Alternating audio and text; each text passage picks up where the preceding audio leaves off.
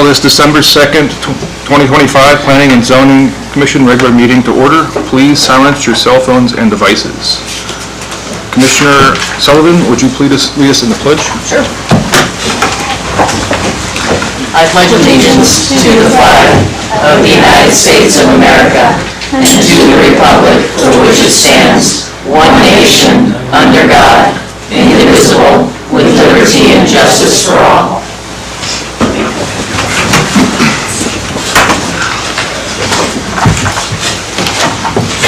All right, next up on the agenda is the roll call.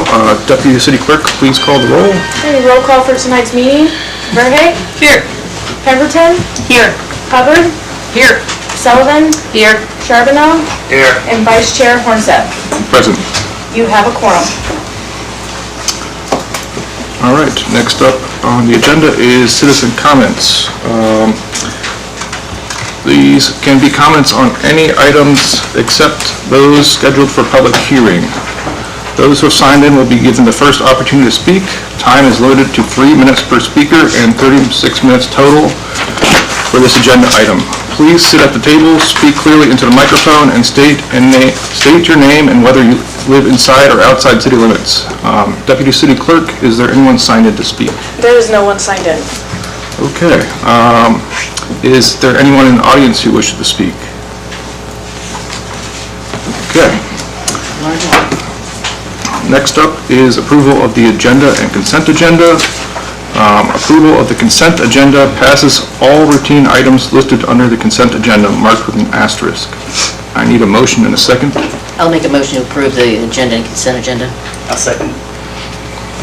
Are there any changes to the agenda? I think so. Okay, Deputy City Clerk, can we please have a vote on the agenda? Voting on the approval of the agenda and consent agenda. Charbonneau? Yes. Verhey? Yes. Pemberton? Yes. Hubbard? Yes. Sullivan? Yes. And Vice Chair Hornseth. Yes. Your agenda and consent agenda are approved, and approved on the consent agenda are the approval of November 4th, 2025 Planning and Zoning Commission meeting minutes, Resolution 2025-034 of the Planning and Zoning Commission of the City of Seward, Alaska, recommending Kenai Peninsula Borough approval of the preliminary plat of 516 and 518 First Avenue, vacating the interior lot line and creating one lot to be known as Lot 29A, Lot 27, Seward Original Town Site, Bud replat. All right. Next is special orders, presentations, and reports.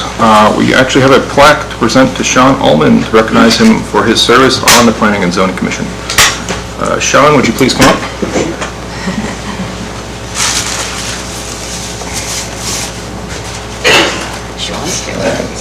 This plaque is for your service on the commission, so thank you very much for that service. Thank you. Yeah.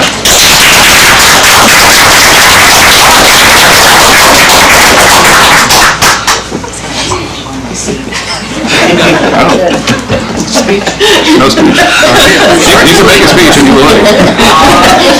I would just say I really enjoyed my time serving on planning and zoning, working with some awesome people, having conversations where we listened to each other and had an open mind. It was really valuable to me, and definitely things I learned at Planning and Zoning I brought to other elements of my life as a citizen of Seward. So thank you all. I see these are the people I'm talking about. So yeah, thanks. And thank you to the community of Seward for letting me serve. Thanks.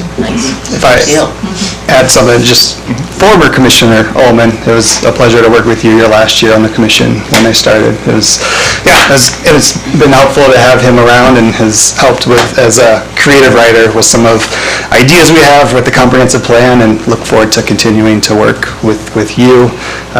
The terms end in February, and we're recognizing you now in December. From what I understand, the place we typically get these plaques from maybe it burnt down or something. And so it took a while to find a new place. So, but better late than never. So thank you, Sean. Thank you.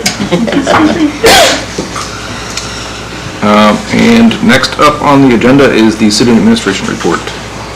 Yeah, thank you, Vice Chair Hornseth. I hope everyone had a good Thanksgiving holiday.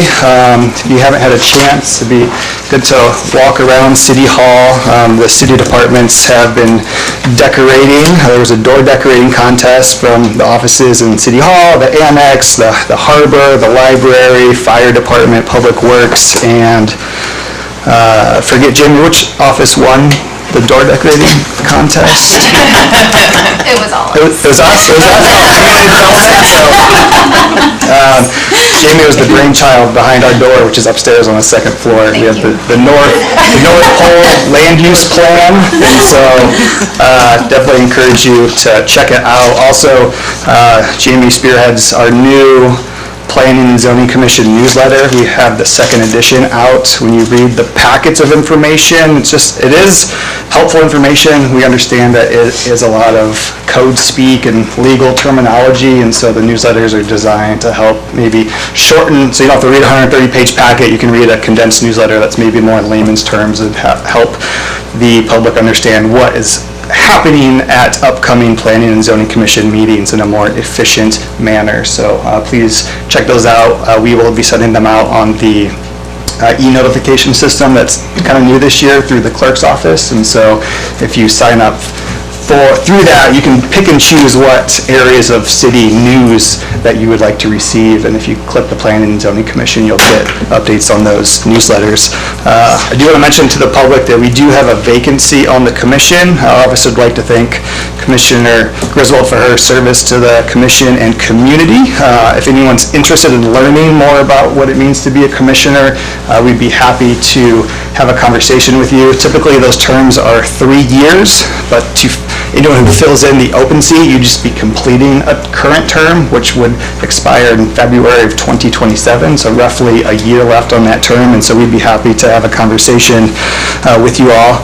And because that does leave our chair selection vacant, this would be more information for the commission, and we can discuss it now or wait till our work session conversation. But the commission, according to our rules of procedure, selects a chair every March after the new selection, after we seat the new commissioners. And in talking with the city clerk today, we've got a couple options before we get to that date. Is one, we can put the selection process on the January meeting. At that point, you essentially would select a chair to finish out the last month and a half of the term. Or if, Brennan, you're looking to give up the gavel a little bit sooner than that, we can schedule a special meeting. We have a work session in 2 weeks. We could do, and that starts at 6 o'clock. We could do a special meeting at 5:30 if the commission would like to vote on a new chair then, and then the new chair would start at the January work session. And it would be a double header, so you get food provided for you. So if you want to weigh in now, or we can talk about later at the work session, that's all I have for today. All right, thank you. Anybody have any comments on the questions? I like the doubleheader idea in December. Good. Yeah. Works for me. Okay, let's do it. All right. Yep. Double header. All right, there are no other reports or presentations, so we will move on to the public hearings. The first public hearing item is Resolution 2025-035. Deputy City Clerk, would you please read the title into the record? Resolution 2025-035 of the Planning and Zoning Commission of the City of Seward, Alaska, granting a conditional use permit to the Tufted Puffin LLC to operate a drive-through window to sell retail cannabis products and non-cannabis food and beverage items from their business located at 408 Port Avenue within an auto commercial AC zoning district. I'll need a motion and a second. I'll make a motion to approve Resolution 2025-035. I'll make a second.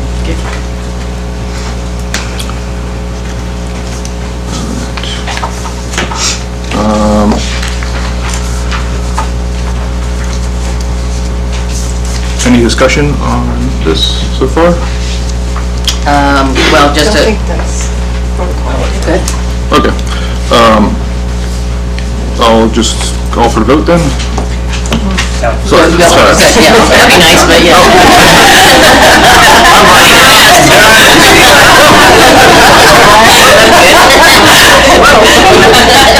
Sorry, Brad. I'm way past meetings, but that's really fast. He gets a pass. What I want to say is, does any commissioner need to declare a potential conflict of interest, or does anyone request a commissioner recuse themselves from participating due to a conflict of interest or perceived bias? No. Do commissioners need to divulge any ex parte communication? I think the only thing, and probably other commissioners have the same thing, we've gotten emails from the public, and you can just, respond, thank you for your input, but there was no really dialogue. But I just want to make sure that's out there, that we have all had somebody reach out and ask, provide their sentiment. Yeah, I've had a number of calls or people contacting me and speaking with and just trying to mention that the particular thing can be talked about, but this is how it works. Yeah. Protocol. Yep, that's just about it. All right. Administration, do you have any comments? Yes, thank you, Commissioner Hornseth.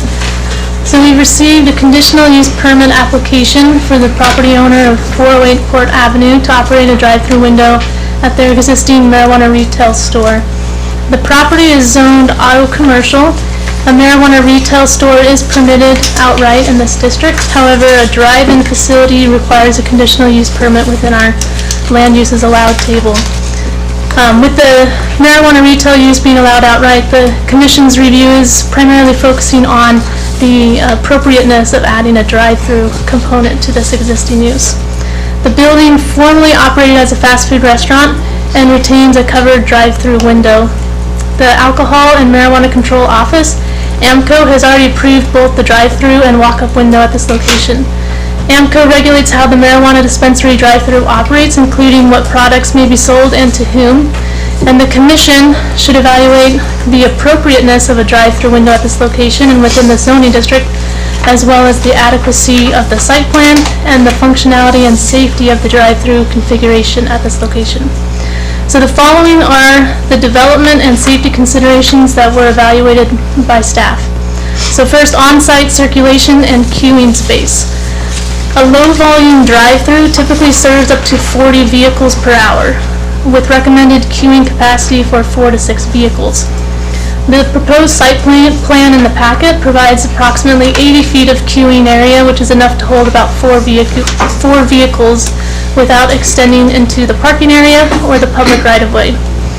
And the proposed lane width for the drive-through is consistent with the recommended 10-foot width for low-volume drive-throughs. Traffic movement and safety considerations. So this project does not propose any new curb cuts on the property. Vehicles will continue to enter and exit as they do today. And while we've noted in the agenda statement in the packet that the driveway connection to the Seward Highway is located near a busy intersection and adjacent to a busy merge lane, left turns over the merge lane are prohibited under state law currently, and so enforcement would apply to any unsafe or illegal maneuvers such as turning left out of the property onto the Seward Highway. Traffic increase considerations. So studies that we've reviewed show that the addition of a drive-through window may increase daily vehicle trips, though impacts vary widely by the business type and the site context. So the Institute of Transportation Engineers Trip Generation Manual and comparable community studies report a potential increase of 15% to 100% in traffic volume. For this specific site, the owner has estimated that an average of 25 vehicles frequent the property per day. Based on this estimated range of potential traffic increases, daily trips with the addition of the drive-through could rise to approximately 29 to 50 vehicles per day. And spread out across a 10-hour operating day, this equates to roughly 3 to 5 vehicles per hour, which is well below that threshold of a low-volume drive-through, which you remember was 40 vehicles per hour. And then finally, the compatibility with the surrounding land uses. All surrounding properties are zoned commercial or industrial, which zoning is compatible with the proposed use of an auto-oriented drive-through. No exterior speakers or amplified menu boards are proposed with this project, and all state marijuana packaging requirements, including sealed, odor-controlled products, will remain in effect. The proposed conditions are, number one, the applicant will work with the building official to ensure full compliance with applicable international building code standards during their permit review, and the applicant shall install on-site signage indicating the one-way traffic flow for the drive-through lane. And I do want to add a few things on this one because I know there's a lot of interest, questions. I'm sure a lot of the public is here for this one. It might be helpful just to understand a little bit about everyone's role up here at the dais. The 6 commissioners here to my left are the ones who would be adjudicating this case and voting. Myself, Courtney, Jamie work for the Community Development Department, and Jody obviously representing the clerk's office. And so the 4 of us, we do not have votes, but we kind of help support the commission.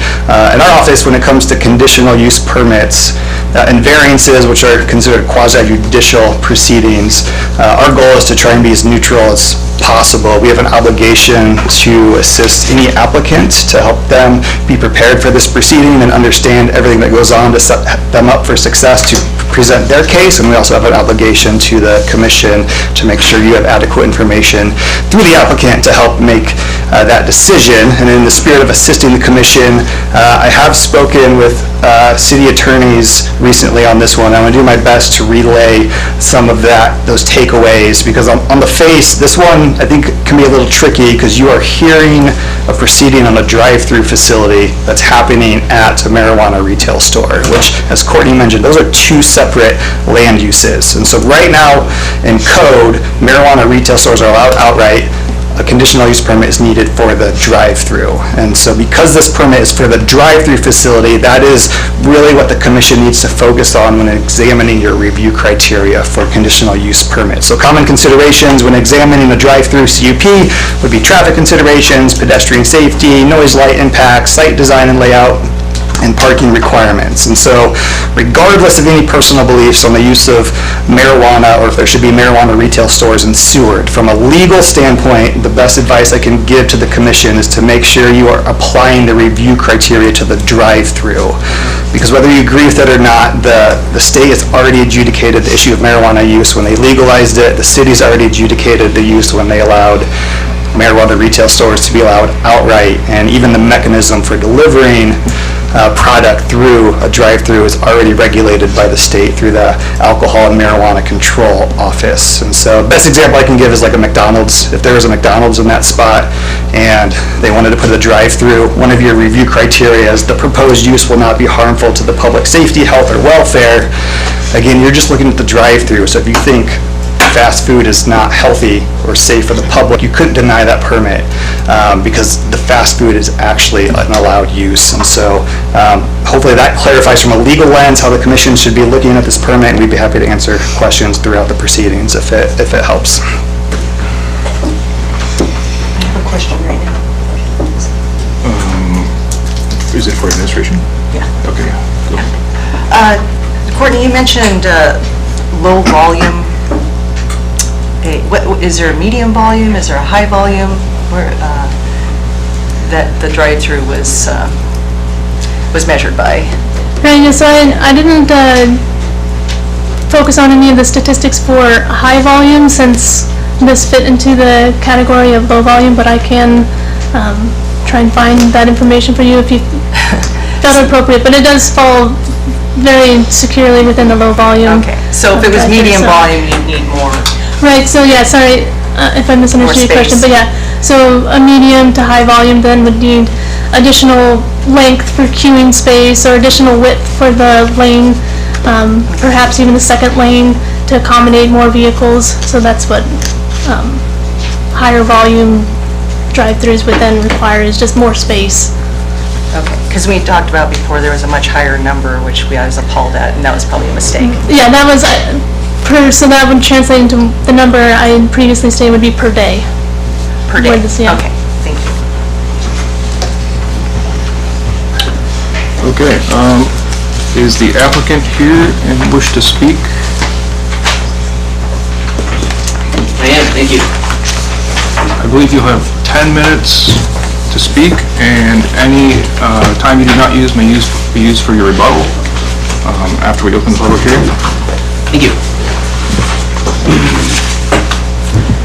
Good evening, Commissioners. Randy Wells here representing both the Tufted Puffin and Two Black Dogs Property Management, which is the company that owns the property. Although I could outline all the reasons why you should vote yes on Resolution 2025-35, I believe the Community Development Department has done an incredible job presenting our position and the supporting rationale. In addition, our company supplied over 100 signatures in favor of our company operating the drive-through service. Instead, I'd like to use our allocated time to focus on a larger issue that impacts not only this resolution, but also every property owner in our community and the future of development in Seward. Conditional use permits were originally designed as safeguards, but in practice, they often become barriers. Developers and community members alike face months of hearings, appeals, and uncertainty. Instead of protecting neighborhoods, CUPs often become tools for blocking projects such as housing and small business development. Conditional use permits were intended to safeguard neighborhoods, but in practice, again, they delay projects for months or years. They have the opportunity to introduce bias and favoritism into approvals. They discourage investment and housing development, and they allow subjective opposition to block projects. If we want Seward to thrive year-round, we need a system that's predictable, equitable, and aligned with our long-term vision. In my opinion, this means moving away from CUPs towards more modern zoning tools. I supplied a laydown ahead of tonight's meeting that's available up here, and then each commissioner received it, I believe, as well, in ways of modernizing our CUP process.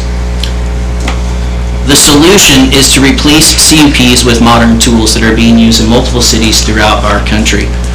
For example, objective performance standards, which measure rules for traffic, noise, environmental impact, and safety. Form-based codes, which design focused regulation that protect neighborhoods' character while allowing flexible uses. Hybrid ordinances, which combine standards and design rules for balance protection. And by right approvals, which are predictable, transparent approvals when all standards are met. A lot of concerns, though, could come from doing away with the CUP process, such as loss of community input. The CUP hearings provide input late in the process, often politicizing projects. Modern zoning shifts input to ordinance drafting, where residents help shape the rules in advance. And once adopted, those rules apply equally to all applicants. Other common concerns are a risk of incompatible uses, but objective standards prevent harmful impacts by setting measurable thresholds, and form-based codes ensure design compatibility with neighborhood character. Some might say there's going to be a lack of accountability without CUPs, but enforcement is clear when standards are codified, and compliance is more measurable. Loss of flexibility is another concern, but hybrid ordinances preserve flexibility while removing bias. Innovative projects can proceed if they meet design and performance rules. We won't all agree on what everyone will do or should do with their property, but we must avoid biased actions at all costs. For example, I may personally disagree with new hotels, churches, restaurants, multifamily housing, cannabis dispensaries, or bars, but this does not mean that I have the right to prevent my community or business owners and property owners from investing in their property how they see fit. Our city needs to move away from any opportunity for biased decisions, especially from our governing bodies. By modernizing our CUP process with objective performance standards, form-based codes, and hybrid ordinances, and by right approvals, we can ensure Seward has a fair growth, it's transparent, and free from favoritism. And with respect and fairness to all, I'm going to reserve the rest of my time. We're happy to answer any questions related to the CUP application. Commissioners, do you have any questions for the applicant? Actually, yes, Mr. Wellesley, do have a little bit of one. You're also a medical marijuana dispensary too, right? Thank you for the question. I wasn't going to answer any marijuana questions tonight because they're not directly related to the CUP process. However, the state of Alaska does have a medical marijuana program. It is designated for people who are under the age of 18. There are no medical marijuana sales or medical marijuana licenses in the state of Alaska. Okay.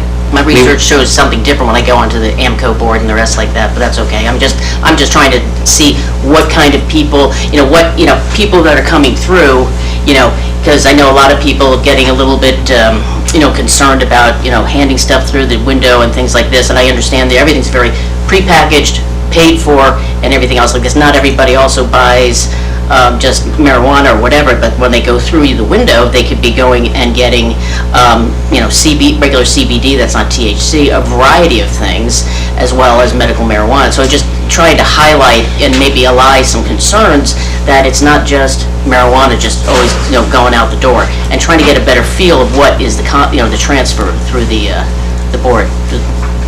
May I respond? Yes. Yes, thank you. That's a great question. And so, one of the visions for the Tufted Puffin is not to be known as a cannabis retail store. Our brand is so much more than that. We have espresso drive-thrus, and we're opening a cafe at our Soldotna location right now. And this location, yes, it will serve cannabis products, but over the next 4 years, it will be recognized as a cafe, coffee, and a live music venue that also sells cannabis, not alcohol. Thank you. Thank you. Any more questions for the applicant? I do have a question. So I see on the drawing, the drive-through window will be on the east side of the building, correct? Correct. Yeah, and the old one was on the west side, is that correct? It's just missing Oh, the brain I space. take No? Same place. It is the same? It's the same Okay. space, yeah. Same place. Okay. Sorry, it's flipped in my head, I think, so I just want It to happens in my head, too. Okay, that's how we'll go. Okay. Thank you, Randy. Thank you, Commissioners.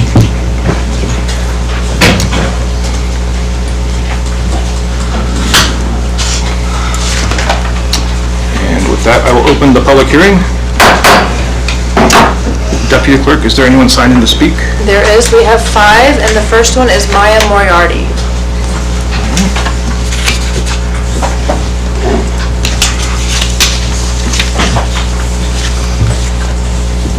It's 5 minutes? 5 minutes. Oh, wow, I want to rush. Okay. My name is Maya Moriarty. I reside outside the city limits, but I've worked within the city limits for 28 years. I do not support the resolution 2025-035. The packet allows for a low-traffic drive-through facility, but a coffee drive-through has a much higher traffic volume industry-wide than both restaurants and cannabis stores. The queue length for an average volume coffee drive-through is 140 to 180 feet per industry standards. A busy drive-through is even longer. This average length is twice the 87 feet the applicant states they have available. Since the applicant has submitted 107 signatures from his customers, we can anticipate increased use, further supporting a longer queue length. It has been over 25 years since the restaurant operated at this location. Since that time, this corner has had a dramatic increase in road traffic, with much more to come when construction is completed on the cruise ship terminal and Hotel 360. At this time, there is no alternative route for buses and semis to take. The bike path also didn't exist 25 years ago. It is often used by unsupervised youth. The drive-through traffic flow exits across the bike path. We've all read the horror stories of youth being run over because the driver didn't see them. How horrible would that be? If it's a one-way, you're especially looking this way, and so you don't always see the traffic. I've done that. There's like someone walking on the crosswalk and you don't see them this way because you're only looking that way. In July 2025, the city manager of Batavian, outside Rochester, New York, wasn't in favor of drive-through cannabis sales. Rachel Tabelski said in an interview, "The drive-through format presents heightened risks to public safety. Allowing individuals to purchase cannabis without leaving their vehicles diminishes the opportunity for meaningful customer screening, responsible service, and proper education on usage and legal limits. This model could inadvertently encourage consumption in vehicles, increase the potential for impaired driving, and pose enforcement challenges for local law enforcement agencies. In addition, drive-through dispensaries are likely to generate higher volumes of traffic and congestion." And finally, she said, "We have an obligation to maintain a careful balance between economic opportunity and the well-being of our citizens. While we recognize the potential for revenue generation from cannabis-related businesses, we believe that such establishments must be held to high operational and locational standards. I agree with her and firmly believe that the commissioners on P&Z were focused on these concerns, especially the last when they presented code changes to City Council at the joint work session held a year ago. Had Council supported the unanimous recommendations from Planning and Zoning, drive-through cannabis sales would not be allowed today and the bike path would fall under the definition of parks. The public and various health-focused organizations are still waiting for the follow-up meeting to be scheduled. Should P&Z approve this CUP, additional conditions should be considered, like months of operation, no minors in the vehicle, and a longer queue length. However, I ask that P&Z vote no on this resolution because the location is not safe for a drive-through, regardless of what is being sold.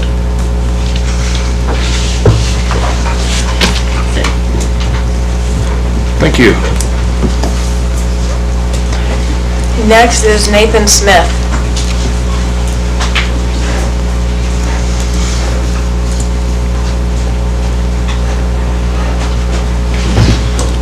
Here we are again, a year later. Nathan Smith, outside city limits. I think this is just another workaround and a wordplay that so many of us have come in here and time again have expressed their opinions on this going through. So in realizing that and how it is worded and how he worded how we should look at this should not be a decision today on a CUP or CPU by this council. This should actually go up to our city council and figure out on whether or not we want to have what passes through there. So in saying that, you guys approve this, it now gets grandfathered in and it takes away from the public of what we would want to have happen there. And by doing that, he's circumnavigating through what we would with our codes on saying we can only look at it in this direction. Well, that's not entirely true. That should be a decision based by our council and by the public. There's you know, the city council of Anchorage, which we can agree is pretty progressive in their decision making, keeps voting it down. Well, what makes them smarter than us on what's going on? What research have they done that we're missing on certain things? I know this comes from from the heart from a lot of people and yank decision on it, but what your decision makes here grandfathers in and we can't take back. So I think this needs to go to a higher authority and say, hey, do we want marijuana to go through a drive-through first and then come back to this? That is what our council's there for. I don't think we're here to make a decision based on we can't decide on what's going through that window. I mean, is that not the explanation I got from him just a second ago? Said we can only look at it as a drive-through window and not what goes through there. We don't have any ordinances. It hasn't been brought up to city council in that nature. We haven't had a public forum about it. So I think we need to have that discussion if we're going to go that route. And thanks for your time.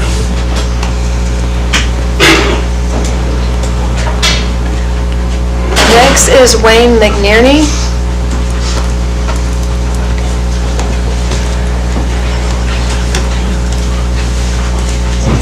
Thank you. I honestly didn't know that's what I was signing when I signed it, but nonetheless, I kind of just want to reiterate a lot of the things that Maya said. We've talked about it as this minimal use drive-through while we're in the process of building a new cruise ship terminal that's going to bring in a massive amount of people who are driving rental cars on a very dangerous road to Anchorage, and on their way through they're going to buy marijuana and head to the airport that they can't take on the plane or use or take with them, that has to be used before they leave. I think it's just a highly dangerous and just irresponsible to offer that as an option for people. I think, for me personally, I used to be a severe addict myself, and I know for a fact that if there was a drive-through window and I could buy weed, I would get it, and I would smoke it, and I would drive my car. And I know that there are thousands of others just like me. Whether they're ready to admit that or not now is completely different. But I think we're opening it up for the potential for a lot of really terrible things to happen to people, not to mention, we already struggle getting around in this town in the summertime. I mean, it's pretty compacted at times. And now you're going to add in all these cars. I just don't see 4 being, I think it's got potential to grow into something much larger, which is going to impact our ability to do work around town, our ability to get places. I think it's going to cause a severe amount of congestion. And I agree with the other part of what I said. The turning out of there, you're turning right, she's correct. People tend to pay attention to the left hand because that's the only traffic they're worried about. There's the potential for some very serious accidents. Not to mention, it's just how do we check, how do we know that the IDs are being correctly checked? How do we know that the people in the car are truly their age? There's a difference when you see somebody face to face and you have the opportunity to look at their ID, look them in the eyes, see whether they're intoxicated, see whether it's the responsible thing or not to sell them. You put them outside away from you at night, in the dark, low lighting. How do we know who's really in the car? How do we know that it's really being, I think it just has the potential to go sideways really fast. I would definitely be against this. Thank you. Next is Katie Cornwell.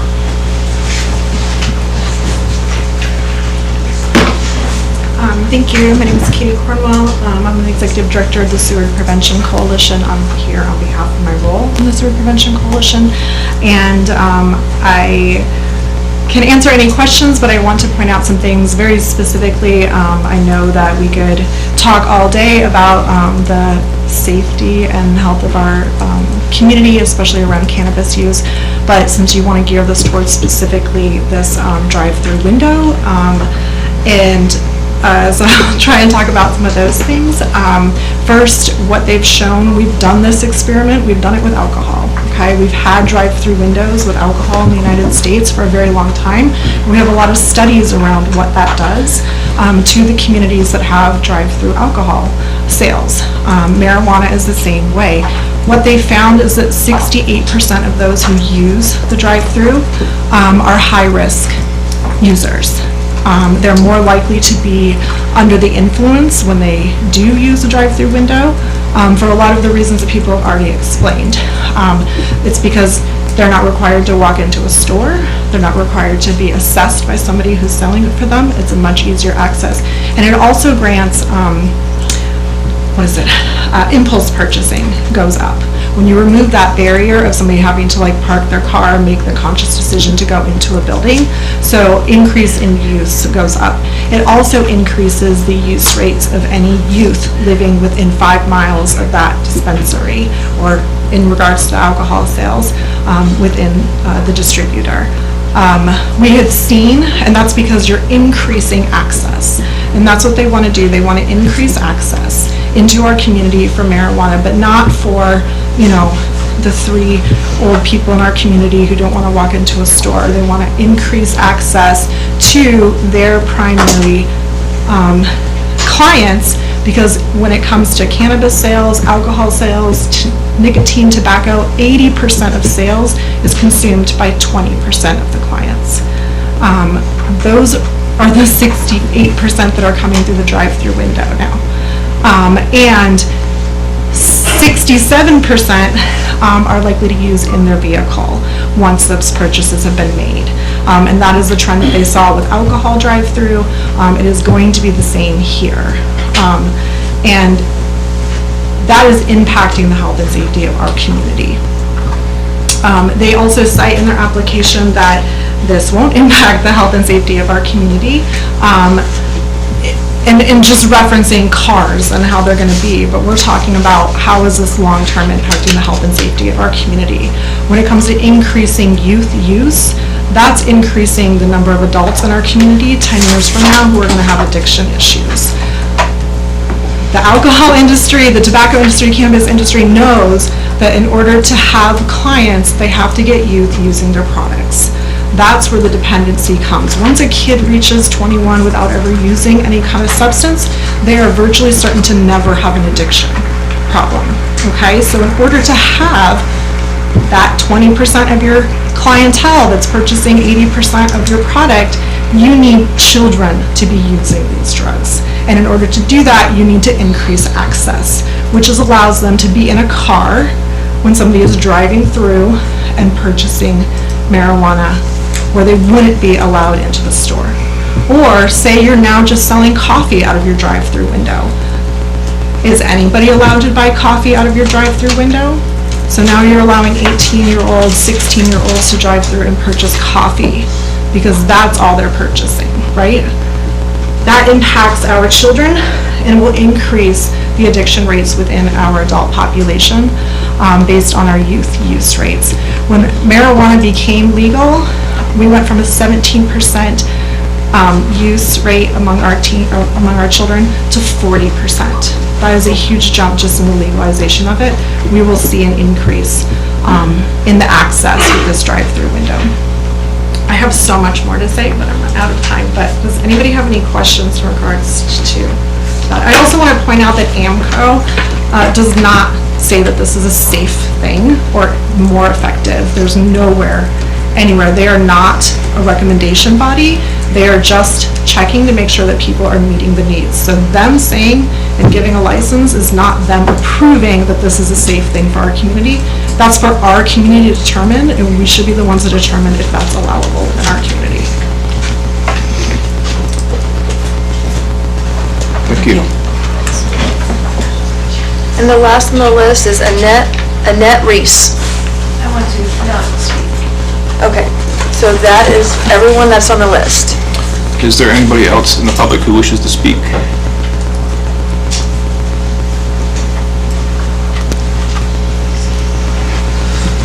Hi, my name's Dalton Jones. I do live inside city limits, and I just want to say that I am in support for Resolution 2025-35. That's it. Thank you. Is there anybody else? Andy Wilder, inside city limits. I was just thinking about something when Wayne was talking about all the traffic. You know, the cruise ship terminal is expanding hugely, and the writer of this proposal, you know, wants us to take strictly into what's in front of us. But how do you take into consideration that there's going to be a mass amount more traffic coming to this new cruise ship terminal, and they're asking you guys to make a decision on this proposal without, I mean, to me, that there's no, I mean, people are still going to get their marijuana, they're just going to have to go inside. And I believe that this body, with the cruise ship terminal stated to come online with a huge increase in traffic, the way I understand it is that people are going to be going to the drive-up window and then exiting onto Port Avenue, which makes no sense to me. If you're going to have a huge amount of traffic, you should be coming in Port Avenue and leaving on the highway. That just doesn't make any sense. I mean, from a planning perspective, why would you exit on Port Avenue with all the traffic? It doesn't make, I mean, I'm not for this proposal, but specifically with the new traffic and having all that traffic with the bike path coming into Port Avenue, and like she says, you're looking to the left and the bike path's coming up the other side. I think it's a bad idea for Seward, and I don't see the harm in, at least let's see what kind of traffic the cruise ship terminal is going to bring and how it's going to affect it before we increase traffic on that corner. Thank you. Is there any other public who wishes to speak? Yeah, I'd like to say something. Go ahead. First. My name's Rainey Elhard. I live outside the city limits. I didn't plan to talk, so I'm going to be pretty short and hopefully concise. Everyone's talking about THC and marijuana consumption. On their application, they literally just put they want to expand because they're bringing in coffee sales. I don't know a single drive-through coffee station that has less than several cars in it at all times. So I don't know how you reach a low-volume traffic plan at a coffee shop drive-through. I'm opposed to this. Thank you.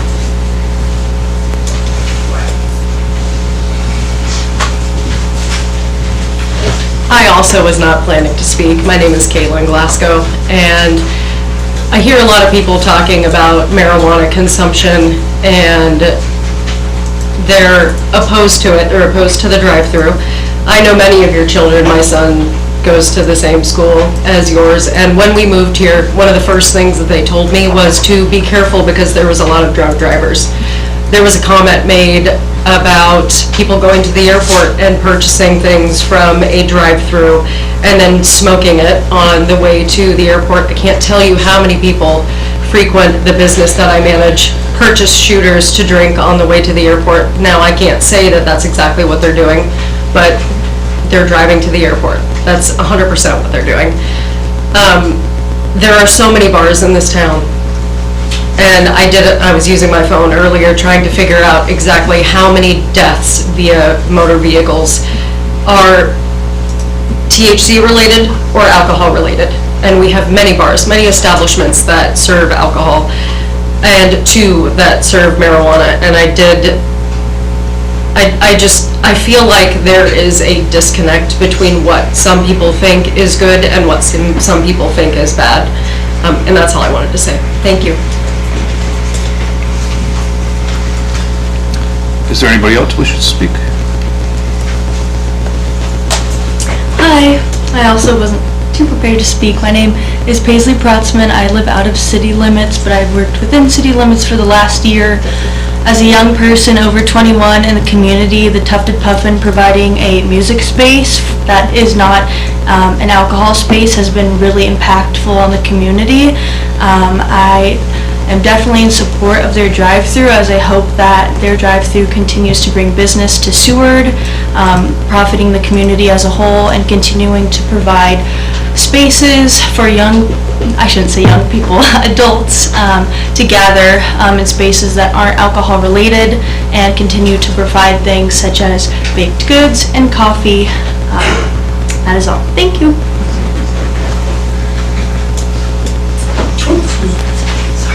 Is there any other public that wishes to speak? Yep. My name is Michael Saya. I live within city limits. I raised 2 kids here in this town. I fully support this proposition. I think that the Tufted Puffin, for what it's done in this community, from what I've seen in the last year that I've lived here, has been huge. I think that the employment that it offers to some of the people in this town that maybe wouldn't find employment elsewhere, and they're able to contribute to this community from a artistic standpoint, from a tax-paying standpoint, from just whatever you need in this town, volunteer standpoint, all of it that I've seen from the people that have been employed has been a huge benefit to this town. Having been all over Alaska in my previous career, the amount of involvement from the Tufted Puffin and what goes on in this town from more than just cannabis sales is huge. And so to take a look at them being able to add on another form of revenue to help benefit this town should be looked at as well. That's all I got. Thanks. Anybody else? Oh, one more.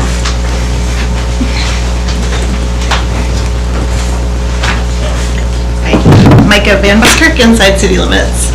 And a couple points on here where it says the conditions have been met. I think they've been picked out pretty carefully to say they've been met. The first one, item C, the proposed use is in harmony with the sewer comprehensive plan. Yes, it might be in harmony of that one particular chapter 3.1.1.4 to support private sector business, but we also have many places within the comprehensive plan, such as 3.9.1.1 that says that we'd like to maintain Seward's small town, family-oriented character. And that is really, really important for our community. And our small town character, I wish Katie Cornwall had more time to speak, but what they're doing at Seward Prevention Coalition through the Icelandic model is incredible. And a lot of it has to do with adults modeling behavior and increasing accessibility, increasing opportunity for children to be in vehicles while their families or parents are guardians are purchasing, purchasing marijuana, it increases visibility, it increases normalcy, and she has so many statistics that talks about how this affects our children and how this affects our community. And I hope you can spend some time researching what they're doing. It does matter. And that small town, family-oriented character of our community, of the people who live here year-round and want to raise our families here, that's extremely important. And this is the old comprehensive plan. The new comprehensive plan talks, all the public input talked a lot about our family character, small town feel, and what they're doing at the Prevention Coalition, and they have the statistics to back it up, supports that. The second item is item number E. The proposed use will not be harmful to public safety, health, or welfare. Yes, this condition has been met, is what's stated. It talks about traffic. I would defer to the statistics from the Prevention Coalition of what actually happens when kids are watching visibly in the vehicle. I am against drive-through windows for alcohol, marijuana, any of these items that are legal to use within a vehicle. That affects public safety, health, and welfare. That is an incomplete statement that this condition has been met. Yeah, once you put a coffee shop in there, it's not going to be a low use. This is going to be a high use thing. If you've witnessed any coffee shop in town, especially the drive-through ones, have multiple cars. And this just opens the door for there to be a drive-through alcohol sales in our community. And I think we should be very, very careful of just saying that these conditions have been met when they're big, very broad ideas. Thank you. How are we doing on time? We're at 7:52, so. Oh, okay, we're still good. Is there any more public who wishes to speak?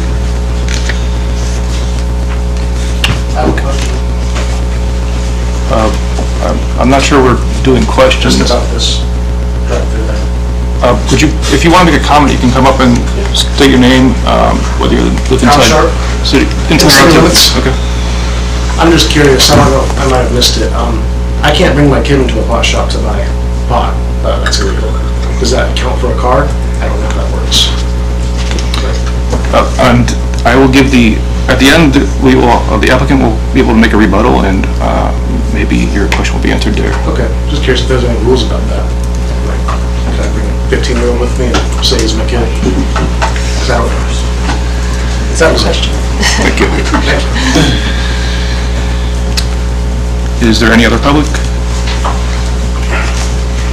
Quick question, are you taking comments on everything or on one issue? This is for the issue at hand right now, which is the drive-through CUP. Okay, thank you. Anybody else? Okay, let's have the applicant, if you'd like to come back and have your rebuttal, please go ahead. Thank you, Commissioners. I'll respond to one public comment, and that was the last public comment about people being underage. Again, the state of Alaska, through the AMCO regulations, has already outlined the stipulations for the monitoring, the ID checking, the age restrictions, the packaging restrictions, the video recording equipment, and the advertising. All of those concerns are already addressed well before we get to the CUP process. So nobody, when purchasing cannabis products out of the drive-through window, nobody in the vehicle can be under the age of 21.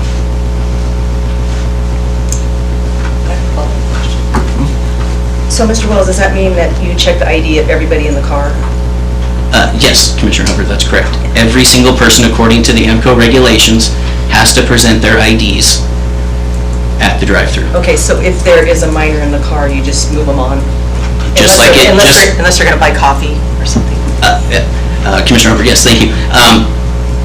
At any point, just like when we have tourists try to bring their kids into our downtown location, the very first thing that happens, and you can even ask our chief of police, if you come in with a badge and a gun on your hip, you still have to show your ID to get into my establishment at either of the Tough to Puffins.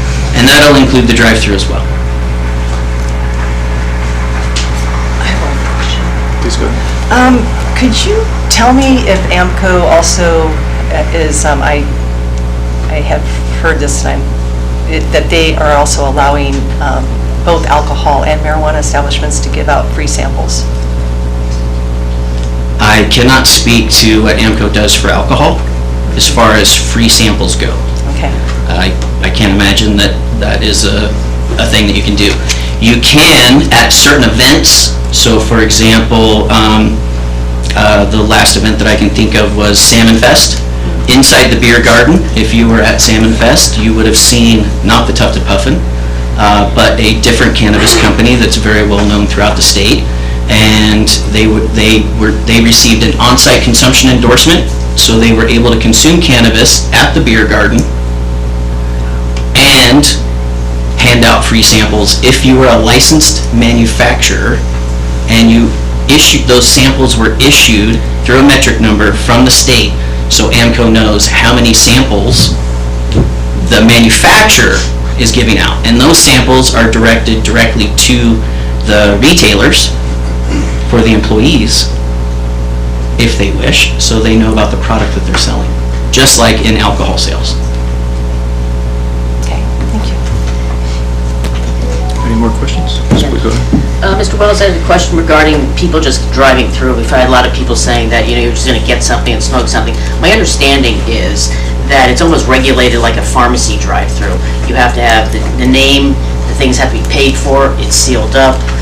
So, it's not like just random people coming up at all. Is that correct? Correct. So there will be no AMCO regulations, whether it's a drive-through, a dispensary, on-site consumption, or whatever it is. You cannot have your menu with pricing posted outside of the establishment. So they call and set up the... So they can go to our website. We have a loyalty app program for both coffee and cannabis use and for our events. And that is where they reserve their product. Right? So they can't pay for your product through the app. You pay for your product at the window, but your order is ready to go when you pull up to the window and you show your ID and you show your order on your phone, your order number. It's in a bag, it's stapled with, ready to go. They pay, they're gone. Thank you. Question. Yeah, Commissioner Howard. So if I wanted to go there and have my kids in the car and wanted to just get some coffee, how does that work? Do you have to check? Well, Commissioner Hubbard, I don't expect you to bring your kids to my store to get some coffee, and I think that question... No, if I wanted to go to the drive-thru. Sure. Or if that's all we wanted to do and not I consume appreciate that cannabis. question. I appreciate that question. And at this point, I will defer to, through the chair, to the administration. Is this particular question related directly to the application? So the question was, how coffee service would work? Yeah, would they serve me if I just wanted to have coffee and I had my kids in the car, or my grandkids? Yeah, I mean, we're not regulating their business model in terms of, that's not really part of the review criteria for the window. That's fine. Thank you. Any more questions for the applicant? Okay, thank you very much. Thank you, Commissioners. Thank you, Administration. With that, I will close the public hearing. Commissioners, any comments? You make the motion. Alrighty. I was taking some notes and I'm doing some research on this stuff, and it's initially, I gotta find my notes now. What I found was interesting, because I went to a lot of different states, a lot of different places that people were having all these drive-thrus, and I've dealt with AMCO from time to time on other things, but they're pretty cut and dry. AMCO is. I have found them to be, they make sure that their rules are pretty clear. People have to follow them. But I was looking for what are the disadvantages. People definitely brought up a lot of disadvantages here. I don't know if they're necessarily pertain specifically to the stay in your lane window. We're talking about a window here, for somebody to drive up. But the pros that I've seen, I just want to throw this out here a little bit, is allows people to stay in vehicles, which is, some people say, well, that's lazy. Well, I think there's a lot of people that have, if they're on medical marijuana for a reason, they're in pain or they're disabled, that gives them the opportunity not to have to get out and walk, obviously on ice. So that's a pro on that, and I'll get to the cons later. There's a bit of, it saves time for people, obviously. A drive-through can potentially save time. It's regulated and paid for in advance, so it's not a McDonald's, drive up there. There's a certain amount of privacy and discretion offered for people, because, if they want to have, purchase that and they don't want the world to see it, good, bad, or indifferent, that may be it. The security of the product and staff, since it's a cash-only business, a lot of times regular pot shops or, distributors are basically victims of people breaking in, and they rob the people. If you're in, they're not coming in, so if you're going through a drive-through, you're paying there, so, or on the app that they can do at this point. Not all products that these organizations or these places are CBD, or THC, so they may be they're just edibles that aren't going to cause anybody any problem. Now, granted, we all just assume, like, if you're going to go through, you're going to, pick up regular marijuana, but you may not be in this. Apparently, there's a lot of other things that people can get through there. And my question was, which was sort of answered, was medical marijuana. The different distributors, from what I saw in my research, in different places, somebody has a marijuana distribution card, they can go to a place and have that certified, and they can get the marijuana from that. So, the other thing was the cons was there's significant community objections, which understandably, a lot of people, don't like that. The problem is the pot shops are here. They should have done that maybe when it first came around and when the state was trying to legalize something. It's sort of like, now that we have it, what do you do? I don't think that it's. But my concern is the difficult access, the possible traffic issues. And I know there was a restaurant there of some sort, and Maya was right, the traffic was a lot less back in the day, but, the traffic flow as it goes, it's already been established, it's there, so the ability to get through it, and to drive up there, it's already set there, and it's a window, it's there, it's proven, it's already done.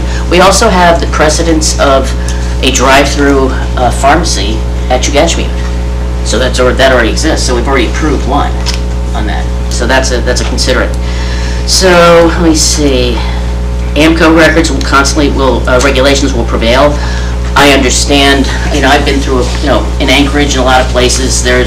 I think it's mostly tightly controlled. But I've seen no negative anything with any of the tufted puffin sites at all, on any regulatory site or anything like that. So that's good. It shows due diligence of the owner.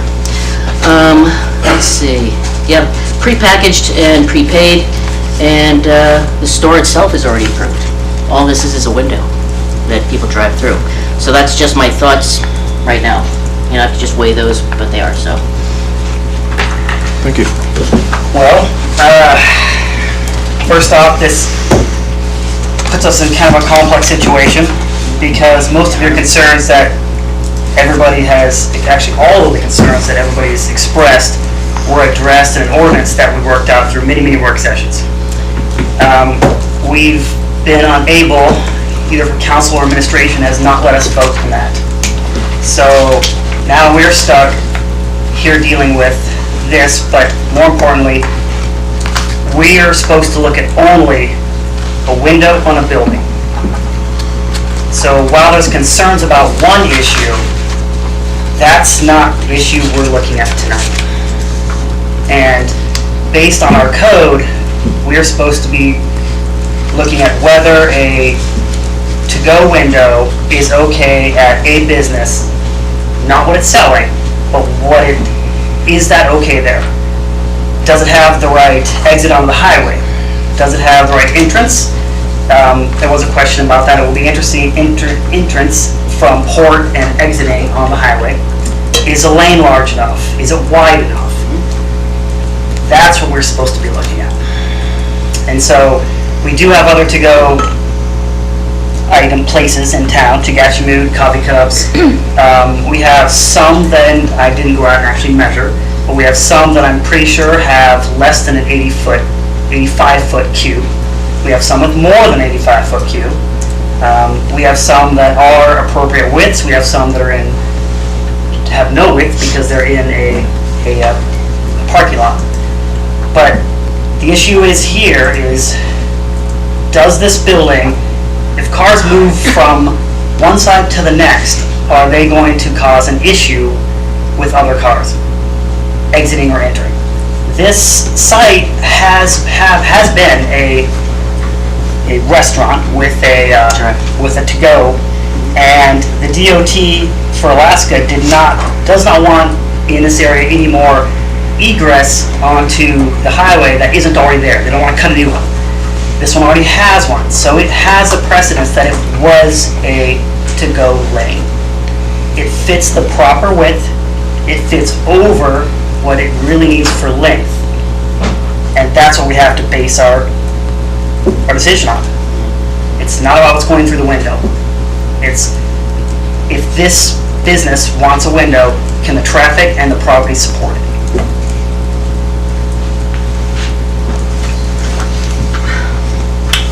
Any other comments? Yep. Mr. Hubbard? I have another set of findings in addition to what's come, so for sure. I'm going to pass this down. Can we lay down or? It's a little late. It's just my findings, so you can follow along. Oh, okay. I got Okay. you. I got you. Thank you. I'm like, oh, Yeah. I didn't see And this. as we are required to do under section 1510-320. Sorry, I just wanted to follow formally with the review criteria that we've been giving. So I laid it out with the 6 criterias that are there, and so I'll try to abbreviate as much as I can, but I do give a little backdrop. So on 1, the use is consistent with the purpose of this chapter and the purposes of the zoning district. Drive-through pickups are considered appropriate for our commercial zoning districts, and the sale or retail of marijuana products is already an outright permitted use. However, citizens of Seward have commented loud and clear at both the state AMCO and local P&Z and council meetings on how they would like to see such establishments regulated in our community. First it was on-site consumption, now it is they want to sell through cannabis through a drive-through.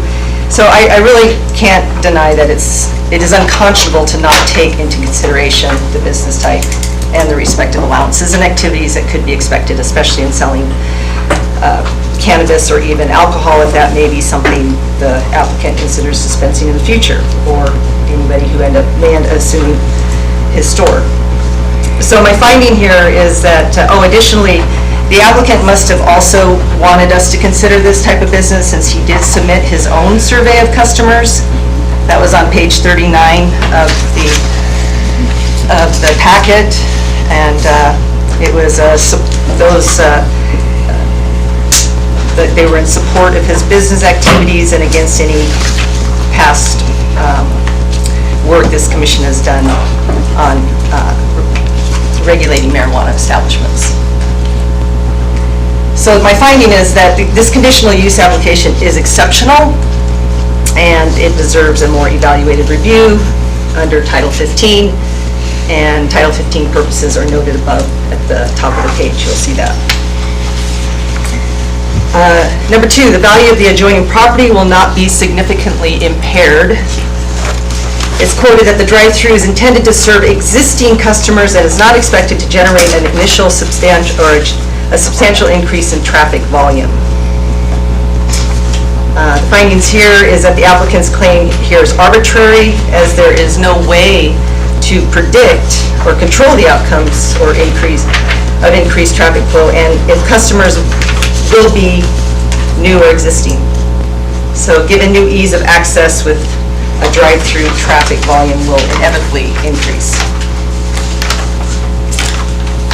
Finding number 2 in that section, neighboring property owners have already voiced complaints publicly regarding the applicant on site consumption activities Inquiry should also be presented to DOT for possible encroachments by the business and respective activities. The definition for low-volume drive-through facilities is up to 200 cars per day or 40 per hour.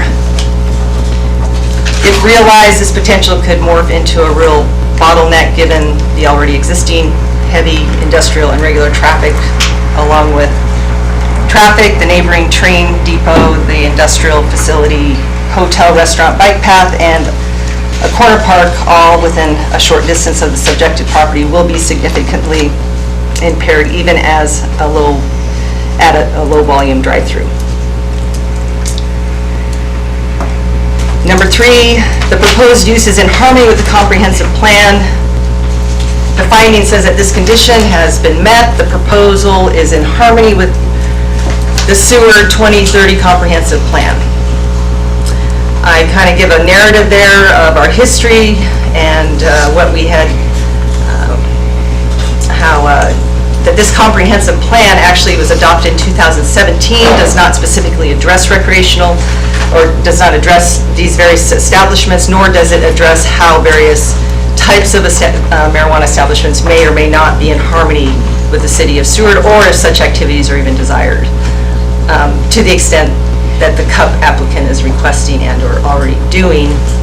And since Alaska's legalized marijuana in 2014, there has been more progressive updates and regulations and licensing, including on-site endorsements and giving out free samples and permitting walk-up drive-thrus that we're addressing today. So Seward has little to no regulatory codes unique to this community that manage such establishments. Therefore, we end up defaulting fully to the state AMCO regs, which is unfortunate. However, within those regs, it is clear and even encouraged that communities are free to make stricter codes for their communities as valued and found most important to its citizens. So the findings on this one is the Seward 2030 Comprehensive Plan expresses support for private sector businesses, employment, and programs, and encourages the growth of businesses. However, it is relatively mute towards any type of business activity, except for the following possible evaluations. Under 2.2.10, we are to ensure all adopted codes reflect community values. Another finding is, per past public hearings, work sessions, and letters, the community has clearly expressed their values, which city leaders have disingenuously avoided processing into code. An exceptional finding to be noted, per surveys expressed in the first draft of the current comprehensive plan, marijuana establishments made the list of opposed developments for land use in Seward. Number 4, the public services and facilities are adequate to serve the proposed use. The finding, again, a repeat finding 2C, this site could be potentially burdensome on public services, namely roads and bike paths, resulting in a driving hazard and general distraction. No turn left on highway off north entry exit area is allowed. Another finding per a company profile provided by the applicant at P&Z on council January 27th, 25 joint work session.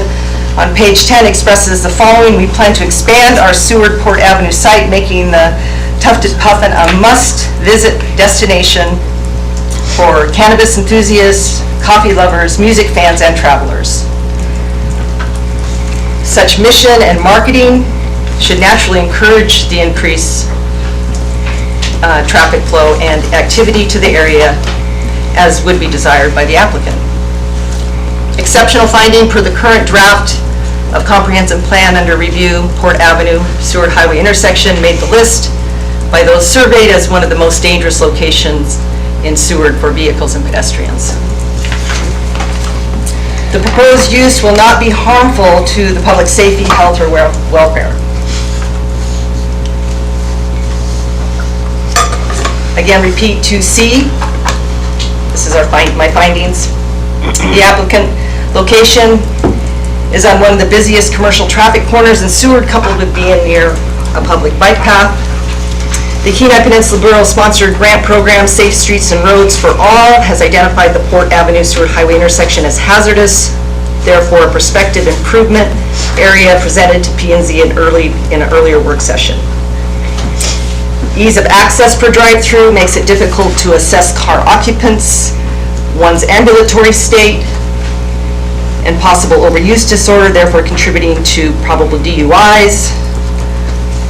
You'll have a picture on the back of the company profile that was presented to us at that work session. It shows here, this is a profile, a company profile. It shows a picture of one of the employees serving coffee with a lighter and a cigarette, a cannabis cigarette on top, ready to light up and go. Per 2030 comprehensive plan, we are to support educational, preventative, and rehabilitation social services. That's at 2.26. Such ease of access defies harmony with the comprehensive plan. And lastly, one exceptional finding under this same section, per the current draft of comp plan under review, Port Avenue Seward Highway intersection made the list. Again, I'm repeating this one, by those surveyed as one of the most dangerous locations in Seward for vehicles and pedestrians. Here ends my findings.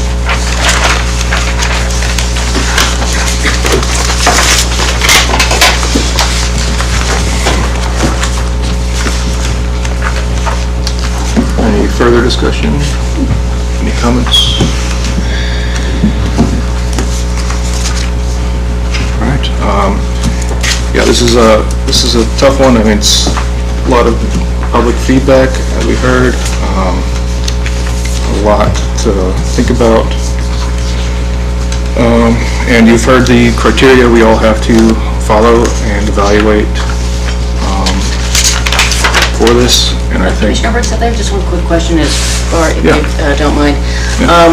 You know, if it goes through or anything else like this, whatever happens with this, what I would like to have, and I think it's under the recommended conditions, because of the potential, people have a tendency, you know, when they go out on Seward Highway, as they have to leave the area, is, you know, since it's 3rd Avenue and it's the state, we can't probably mandate they do that, but possibly have the owner of the facility to put a no left turn sign on his own property to make sure that people go. There's so many people that don't understand you're not supposed to cross double yellow lines kind of thing.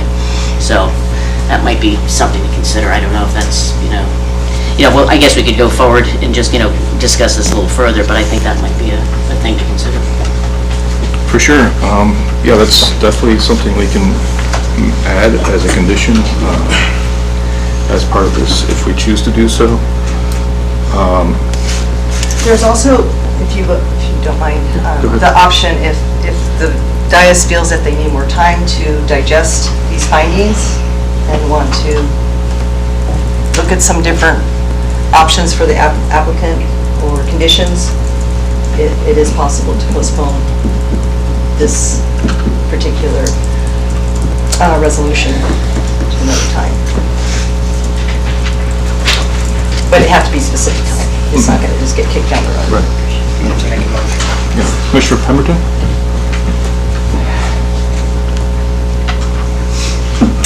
One of the things I would like to see would be more information on the traffic. That, we are going to have an increase in traffic because of the cruise ships. And we're going to have an increase in traffic because it's a business that people plan on using. And I'm wondering if there's there's a way to contact DOT and get more information from them as to what can and can't be done at that corner, because everybody knows that's a bad corner in the summer. You got the 18-wheelers, you got the double pups coming through there. It's the only way out for everything coming off of the ships. And that's just one of my concerns. That's basically my main concern. A traffic study can be requested from the state. And what? Sometimes they do it for neighborhoods or various traffic intersections. If things need to be changed, you can request, and they will do a traffic study. Because that's my main concern is, yeah, in the winter, late fall, winter, early spring, it's, a little, you have to really pay attention, everybody knows that, but in the summer when we have everybody coming in and we have those big trucks and like I said, it's the only way for them to get out, those double pups to get out, I mean, those guys just amaze me.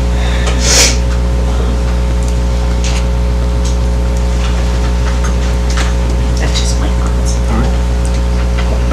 Would anybody like to make an amendment or a motion? I think we got two things we're discussing.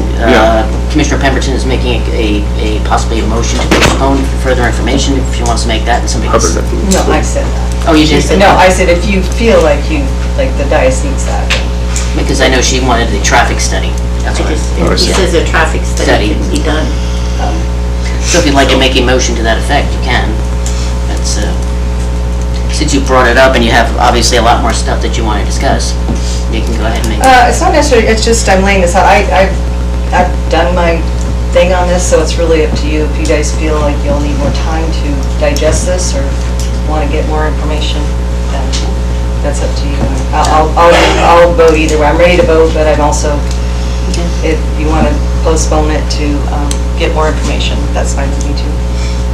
No, I'm fine with voting. I just was figuring that based on the side of the dais over there, it sounded to me they were wanting to get more information.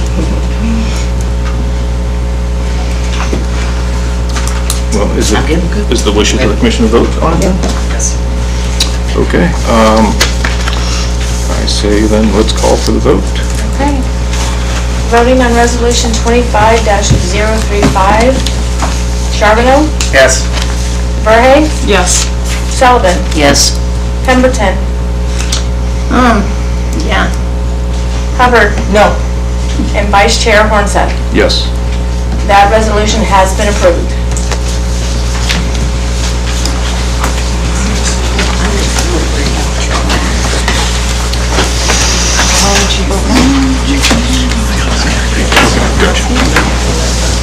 Then you would have told it to this council and let them deal with it. They needed to hear this stuff too. Vice Chair Hornseth, just while they're moving, we do have exactly almost 2 hours, and we do have 4 more public hearings to go through, so just kind of keep in mind your time. Yeah, can we take let's take a 5-minute recess? Yeah. Okay. So we're going to take a recess. I'm going to announce it to everybody. 5-minute recess.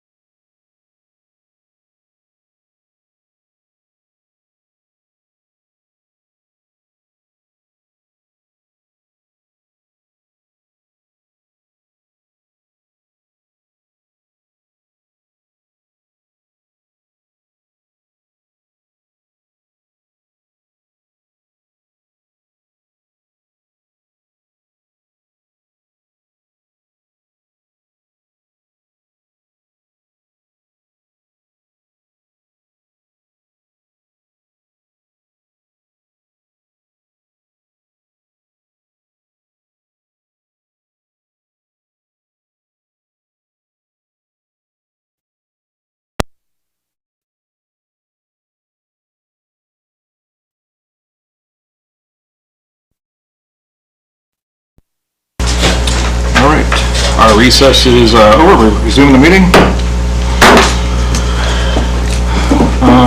Okay, the second public hearing item is Resolution 2025-036. Deputy Clerk, would you please read the title into the record? Resolution 2025-036 of the Planning and Zoning Commission of the City of Seward, Alaska, granting a conditional use permit to Pacific Seafood Seward LLC to operate a seafood processing plant at 3201 Sorrel Road within an industrial zoning district. I'll need a motion and a second. I'll make a motion to approve Resolution 2025-036. And I'll second. All right. Does any commissioner need to declare a potential conflict of interest, or does anyone request the commission recuse themselves from participating due to a conflict of interest or perceived bias? No. And do any commissioners need to divulge any ex parte communication? No. Right. Administration, do you have any comments? Yes, thank you, Commissioner Hornseth. So we've received a conditional use permit application from Pacific Seafoods to operate a seafood processing plant at 3201 Sorrel Road.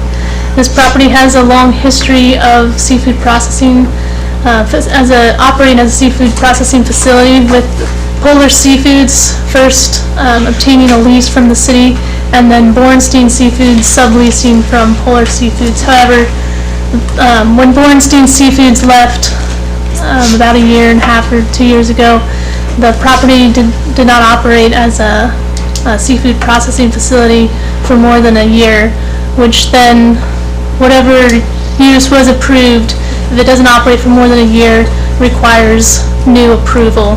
And so the City Council has just recently approved Resolution 2025-085, which approved the lease agreement with Pacific Seafood to operate the seafood processing facility at 3201 Sorrel Road, as well as using 2 other adjacent properties for their operations. The surrounding properties are all zoned industrial and include maritime operations and the U.S. Coast Guard facilities, which are compatible with the proposed use. The development standards, this is an existing building and there are no structural changes proposed. The parking requirement, the building is 7,000 square feet and per code would then require 14 spaces. There's not adequate space on the lot to provide 14 spaces, however, code does allow for parking to be provided on property within 600 feet, and those additional leased lots just mentioned earlier are within 600 feet and have adequate space to provide the 14 parking spaces. The recommended conditions are that the seafood processing plant will be compliant with all federal, state, and local regulations, and that they will monitor and manage environmental impacts such as noise, odor, wastewater, and waste disposal, and take corrective action as needed. All right, thank you. Is the applicant here to speak?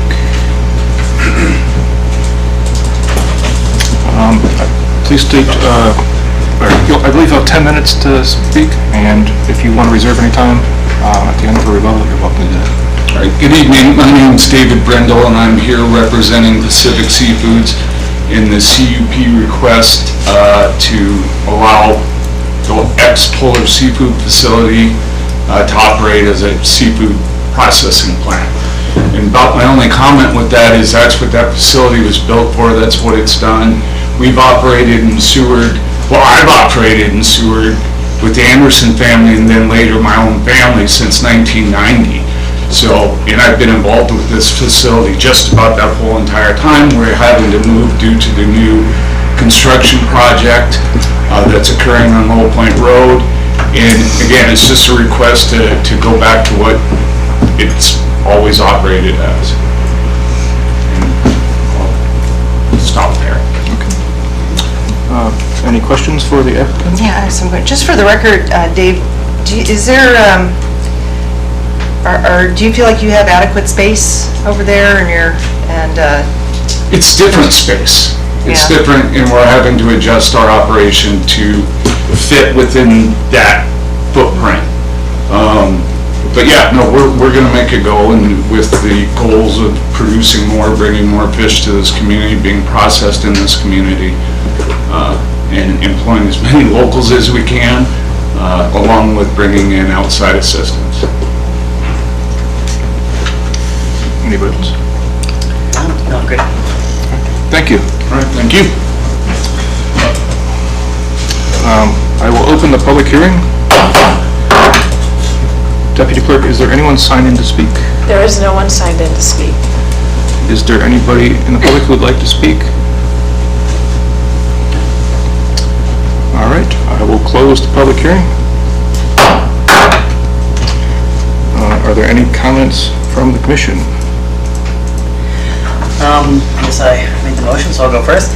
Yeah, no, I think it's pretty straightforward. You know, we have an existing business. It's been there for a long time, and it's changed ownership, and it needs a CUP to maintain in the industrial area, so I don't see a problem with it. And I would concur with that, plus the fact you've got a, utilization of an existing building that's out there. That would be a shame for it to have to go to waste anyway. So it's, I think it's good this business has had the opportunity to do this kind of industry for so long. They pretty much know what they got going on, so I'm pretty good with it. Any other comments? All right. Yeah, I agree with what Commissioners Charbonneau and Sullivan said. I think it meets the criteria of a CUP, and yeah, I think we're ready to go for the vote. Deputy Clerk, would you please call for the vote? Voting on Resolution 25-036. Hubbard? Yes. Pemberton? Yes. Burhead? Yes. Sullivan? Yes. Charbonneau? Yes. And Vice Chair Hornseth. Yes. That resolution has been approved. All right. The third public hearing item is Resolution 2025-037. Deputy City Clerk, would you please read the title into the record? Resolution 2025-037 of the Planning and Zoning Commission of the City of Seward, Alaska, granting a conditional use permit to Pacific Seafood Seward LLC to construct and operate an employee campground at 3207 Morris Avenue within an industrial zoning district. I'll need a motion and a second. I'll make a motion to approve Resolution 2025-037. Second. Second.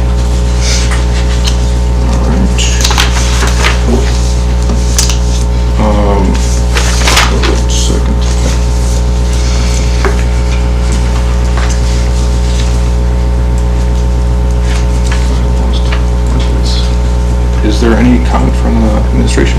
Yes, thank you, Commissioner Hornseth.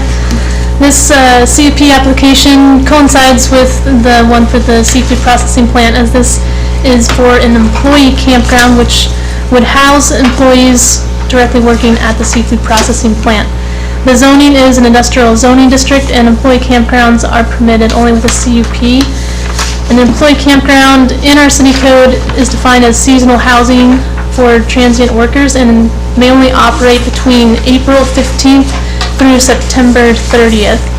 So the proposed development would provide 4 modified camping connex units, which have been used at other employee campgrounds for seafood processing facilities within Seward.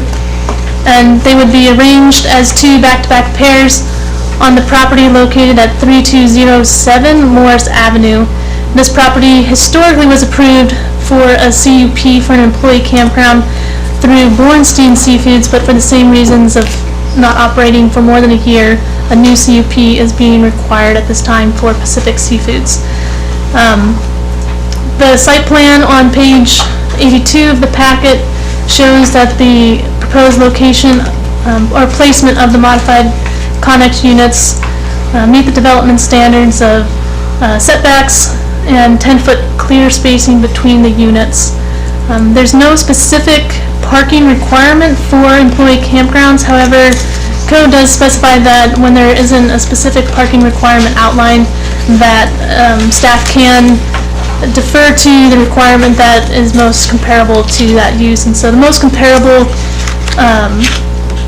land use to an employee campground would be a bunkhouse, which requires 1 space per 4 residents, and so 6 spaces would be required for an employee campground, which there is adequate space shown in the site plan to provide 6 parking spaces. I want to make note that there is an ammonia tank located on the plant across the street from the proposed employee campground location, but that there are detection systems in place to notify people in the event of a leak, and so this has not been a concern for the fire chief or the fire marshal for the safety of those individuals living in the camp. Also, in the seafood processing facility, there will be provided sanitary, shower, and dining facilities. The dining facilities will provide the employees 3 meals a day.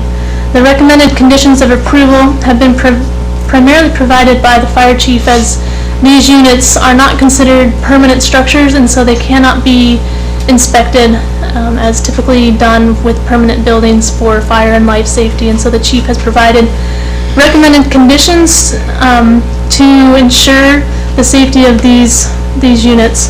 So the units will be secured to approved foundations, fire and carbon monoxide alarms in each unit, fire extinguishers installed and inspected annually. All electrical hazards will be mitigated. Units will be assigned visible identification numbers for emergency response. Exits will be unobstructed and doors always functional. Utility connections need to be completed prior to occupancy. Compliance with the sanitary facility requirements. Maximum occupancy would be 24 people, and then bear-resistant refuge carts provided and maintained, as well as a 3-wall roof structure for those refuge carts, and compliance with garbage and refuge regulations in city code. Thank you.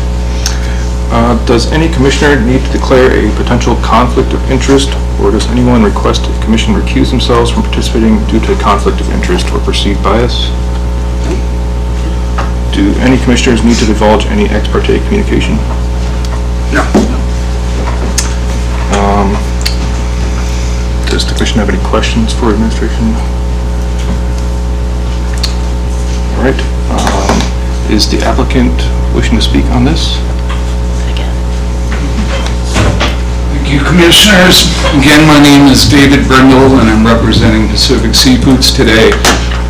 What we are requesting has been approved in the past, actually for, I believe, 5 units. We're only putting in 4 because we have other off-site housing, and the reason we need more housing is because in this facility it has a greater freezing capacity. In order to take advantage of that, we need more employees. So, and after reviewing all the guidelines and regulations required, we can more than meet what's required. So we're comfortable with that. I'll end it there. Any questions for the applicant? Thank you. Thank you. I'll open the public hearing. Deputy Clerk, is there anyone signed in to speak? There is no one signed in to speak. Does any public wish to speak? Okay. Close the public hearing.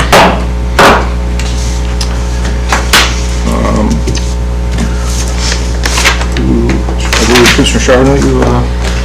Yes. Just like the previous one, I think it's pretty straightforward. I was on the commission when we originally gave that CUP for the previous owner, and we went through all the issues that were stated, and everything seemed to be in order, so I don't see a problem with this one. Do you have to add anything, Commissioner Hubbard? No, other than I just look forward to them being able to get everything up and running and ready to go for the new season. I know it's a heavy lift, and it's going to be a push. So I give them all the best and hope that the city gives them the most support they can, because it has been kind of an inconvenience, a big inconvenience to be moving from the facility there and all the way over there. So I'm glad to see that we're going to have a processor in town. They're not going to go away, so I'm all for it. Thank you. Any other comments from the commission? Deputy Clerk, please call for the vote. Voting on Resolution 25-037. Charbonneau? Yes. Hubbard? Yes. Sullivan? Yes. Pemberton? Yes. Verhey? Yes. And Vice Chair Hornsett. Yes. That resolution has been approved. All right. The fifth public hearing item is Resolution 2025-039. Deputy Clerk, would you please read the title into the record? 038. Oh. Typo, sorry.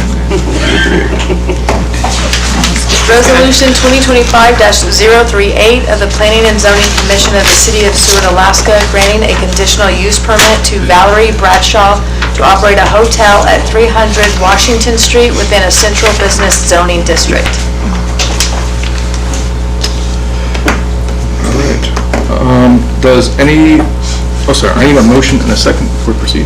I'll make a motion to approve Resolution 2025-038. I'll second.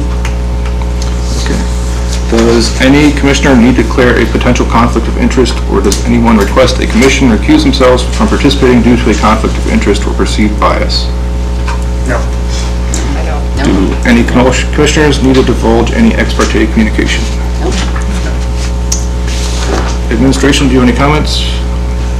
Yes, thank you, Commissioner Hornsett. So this CUP application is for 300 Washington Avenue, commonly known as the Buick Building, to convert more than 5 of the existing apartment units into a hotel. So for those of you who may not be aware, a hotel is defined as any nightly rentals, nightly lodging that exceeds 5 units.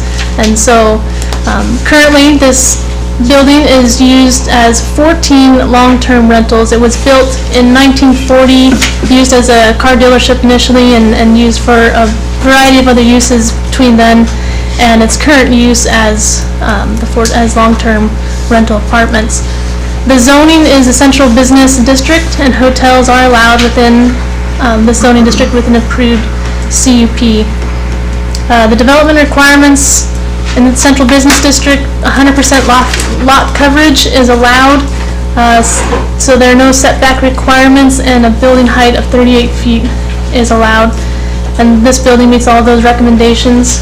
If you look at page 99 in the packet, you'll see the property configuration, as it is more of a unique configuration than our customary rectangular lots.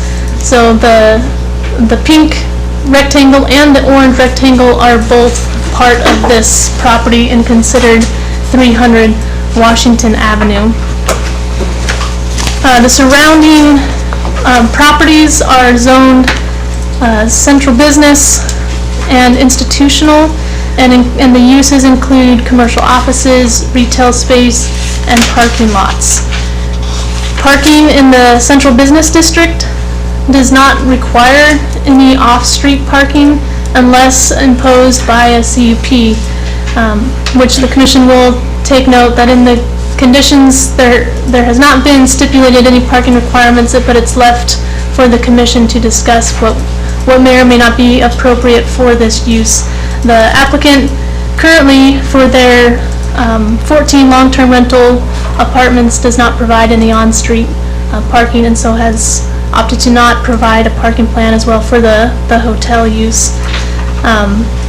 Any provided spaces would of course need to meet the size requirements of 9 feet by 18 feet and ADA requirements, and any rental units that remained long-term would be allowed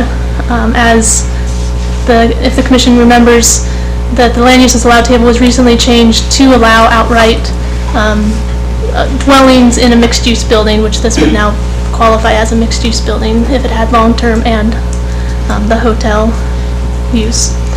So conditions of approval: the building must apply with all fire and life safety code requirements for a hotel prior to certificate of occupancy, and provide at least one watertight animal-resistant waste container as approved by Public Works, and then exterior lighting must be shielded and direct illumination downward. And is the applicant on the line? Yes, sorry, so our applicant, Jessie, was not able to be here in person, but she is online to take any questions and provide a brief summary of her application. Jesse, are you there? Would you like to speak? I am. How are you guys? Can you hear me okay? Yes. Okay. Great. Yeah, so my apologies. I was in town earlier today and drove up to, on a flight, and at like 4 a.m. in Anchorage, I got to be at the airport, wanted to drive up in the light. So I'm really excited to be here with you guys tonight, and I wanted to kind of share the story of who we are, why we're converting some of these units, 70 units into the boutique hotel. And so I'm going to start thinking about who we are in the community, what so the financial need to do this to help maintain the building, the historic building. 3, addressing housing security or long-term questions around the housing situation in Seward. And 3, really also like giving kind of sharing a little bit of our vision of how this isn't just going to be like a hotel, but we really are passionate about creating this as a local kind of experience, working with other local companies and small businesses, and yeah, so having this, to try to help make, add vibrancy to the downtown. So first, Valerie and I'm Jessie Bradshaw. Valerie is my partner in life and in business, and we've been married for quite a while. We moved here to Seward about 10 years ago. We came for a summer job and stayed because we fell in love with the people and the town, and it's just treated us as family. And we decided to have our kids here, and we also have a passion for fixing up old houses and also long-term housing. But unfortunately, with this, there's been enough maintenance to maintain this building that is right in downtown, and we love it, and we want to help support the historic town. I painted that mural on it this summer. It's kind of a bit of a patch, but we really want to extend the historic downtown, and that's part of the longer-term vision. And to do that, we need to expand the way the property is being used, because it just isn't going to be sustainable as it is right now. So in that, we're convert some of the units that become vacant organically into the sort of boutique hotel experience. We're going to have an on-site manager and be able to provide some concierge experiences, and which include luggage drop-off, so people can drop off their luggage and then enjoy walking around Seward and the restaurants, and local morning bread basket delivery, so people can have fresh local goods and some sort of experiences that can be kind of a special thing. But it's not just about, I wanted to touch on the housing security part, which is we've been in the business of long-term housing for 15 years and support that as a core family value. And so one of the things we want to highlight is that we're only converting units that happen to become vacant organically. Residents who want to stay. This means that individuals are not getting displaced or putting that burden onto the Seward housing market. So we really want to emphasize that we want to create, in order to fund the maintenance needed and to take care of the people who are still living there, this is kind of a shift for that. And then the last point is that we're trying to make this really about partnerships and relationships in town. I mentioned like having local goods and promoting guests to go ahead and buy more things from the potteries that we have, from the local potters and so like that, and working directly with small boat captains and helping groups that might not necessarily be coming to town, or like multi-generational families traveling together that all want to be under one roof, but also have separate kitchens. We're also looking at how to really focus on shoulder seasons and year-round trip tourism for local tourists, people coming down from Anchorage. And so our real goal is we have stewardship and steward. We feel like it's a calling and responsibility to have that building to be taken care of and be used for all stewards. Yeah, so we continue to steward community in the community. Okay, thank you, Jesse. Are there any questions for the applicant? No. All right. If you would like to speak more, Jesse, you'll have a chance at the end of public comments here if you want to stick around. Yeah, of course. All right, and with that, I will open the public hearing. Is there anyone signed in to speak? There is. The first one is Jody Toloff. Hi, Jody Toloff, City Limits, inside. Anyway, I've been working in real estate for 21 years now, and I just can't believe that we desperately need housing. It's just, I mean, I just can't believe that to turn a apartment building into a hotel when we desperately need year-round housing. It's just my opinion. Thank you. Is there anybody else? There is. The last one is Jamie McLeod.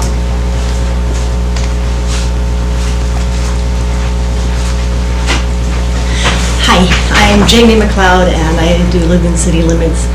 I think I heard Jesse say that nobody was going to be displaced. If that's the case, that's great. I have a coworker I believe will be affected. I believe she was already given notice that she would be leaving in April or May, I'm not sure.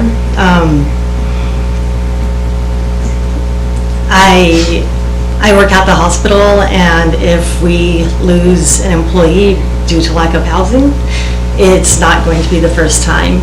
And to be looking for staff on the shoulder season just before summer is really, really scary to me. I'm sorry, I don't have her here. I'm pretty sure that she has been given notice to vacate in April or May, and I know that housing is hard. I know everybody knows that housing is hard. I know the building is in rough shape and needs to be renovated. I don't think that that justifies removing any tenants that are good tenants that pay their rent, that don't cause any problems. I suppose that's what I've got. Thank you guys for listening to me. Thank you. Is there anybody else in the public who would like to speak?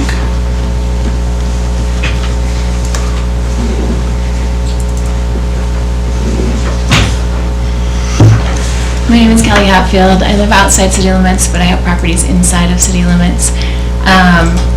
I've been trying to keep up with you guys and all of your parking workshops, so correct me if I'm wrong along any of these, but it sounds like the vote to eliminate parking comes in January, which is unfortunate that this comes now, because it seems like at this very moment that parking is required for hotels, in which case this hotel wouldn't have the required parking. I'm not exactly sure how that works.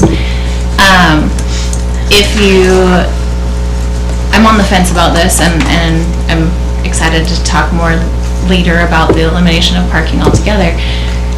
In this case, I think if you're going to allow a CUP for a hotel with no parking, you should expect to see more hotels asking to be built or changed over without any parking. And it's going to be hard to say, well, we did it for this one, but you guys, you're going to need parking over here. I recently acquired a large piece of property within a block of this property, and I'm definitely paying attention because it will benefit me if you guys decide to allow a hotel with zero parking, because I have the potential to develop a 20 to 30 room hotel, and I'm curious to see if I'm going to be needing parking for that or not. So this is, I mean, either way I'm good, but I'm just saying, like, I think you should maybe take a look at the long game, and if you're going to start allowing hotels and not put any conditions for parking, you should expect to see more CUPs coming in the future for hotels that don't have adequate parking or don't have any parking at all. So, that's it, thanks. Is there anybody else in the public who wishes to speak?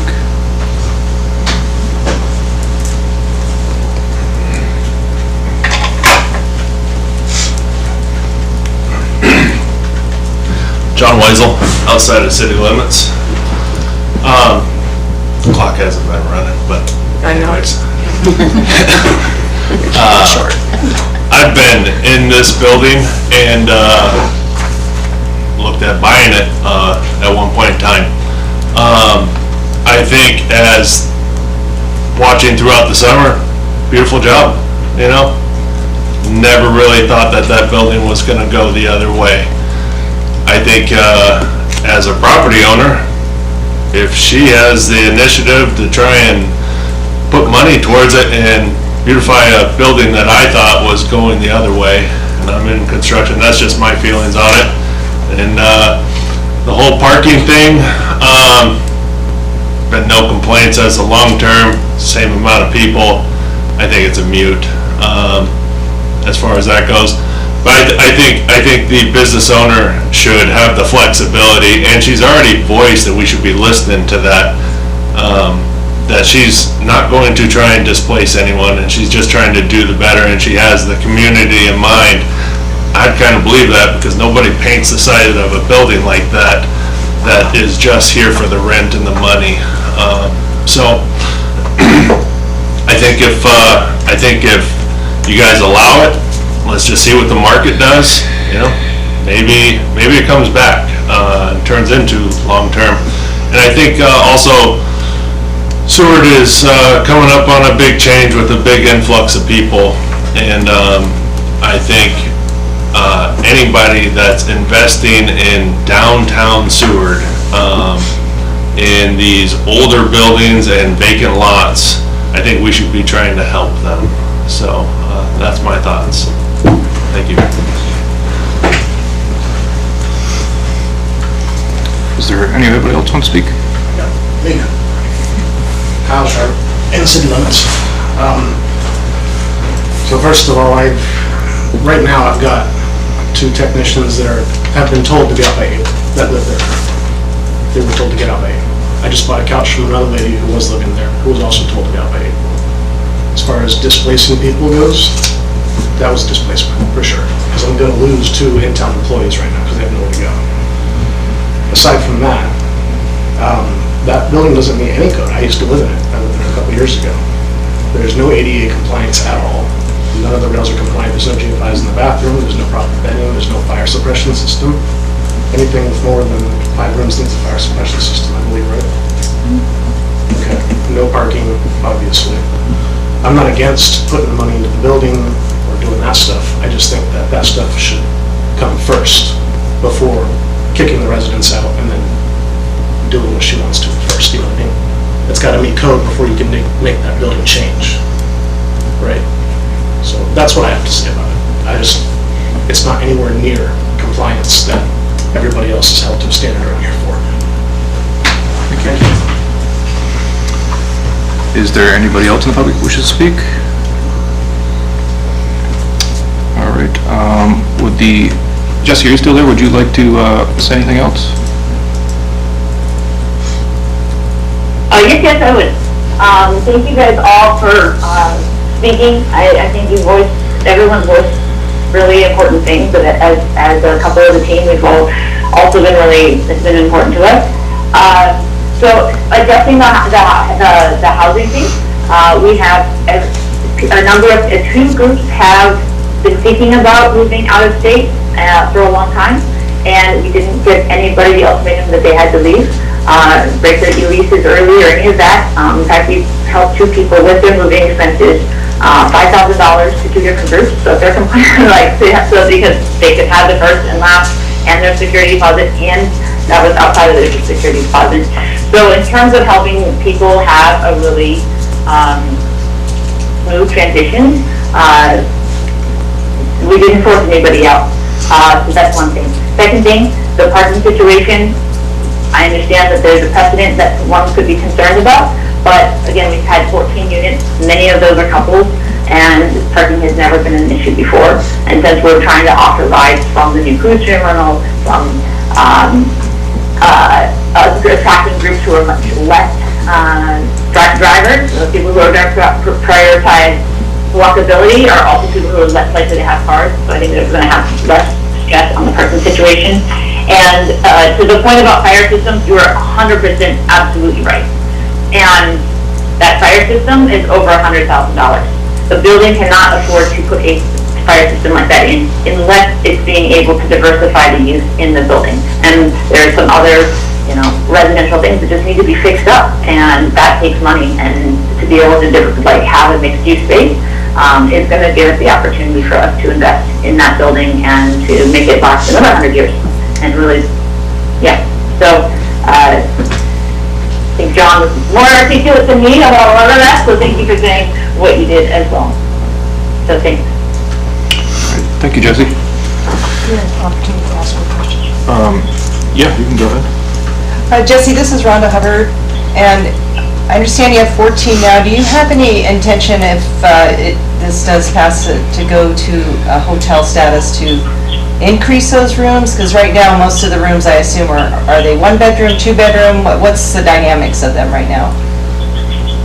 Currently, they're one bedroom-ish studio spaces, kind of open one bedrooms. Okay. So we have no plans whatsoever to convert it into anything but what it is, so that it could easily evolve back into more long-term units in the future, but we don't have any plans to renovate and turn it into a traditional hotel. This is kind of imagining families traveling together who want kitchens, but also have this walkable experience all under one roof. Follow-up question. Yeah. Is that your question? So I want to make sure I was answering. The question was whether we would renovate the inside of the building? Yeah, like would you make more rooms? Yeah, would you make more rooms other than 14? Would you have the ability and capacity to do that if that's what you chose to do? So.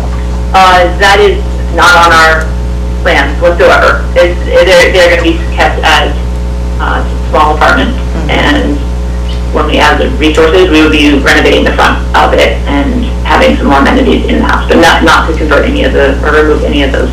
Yeah, not that I know of. The answer is no. Yeah. Okay. My follow-up question is: do you plan to, in the off-season, we know that there's not as much of a crowd, so do you plan to shut the building down or continue to have it open and try to encourage some winter business?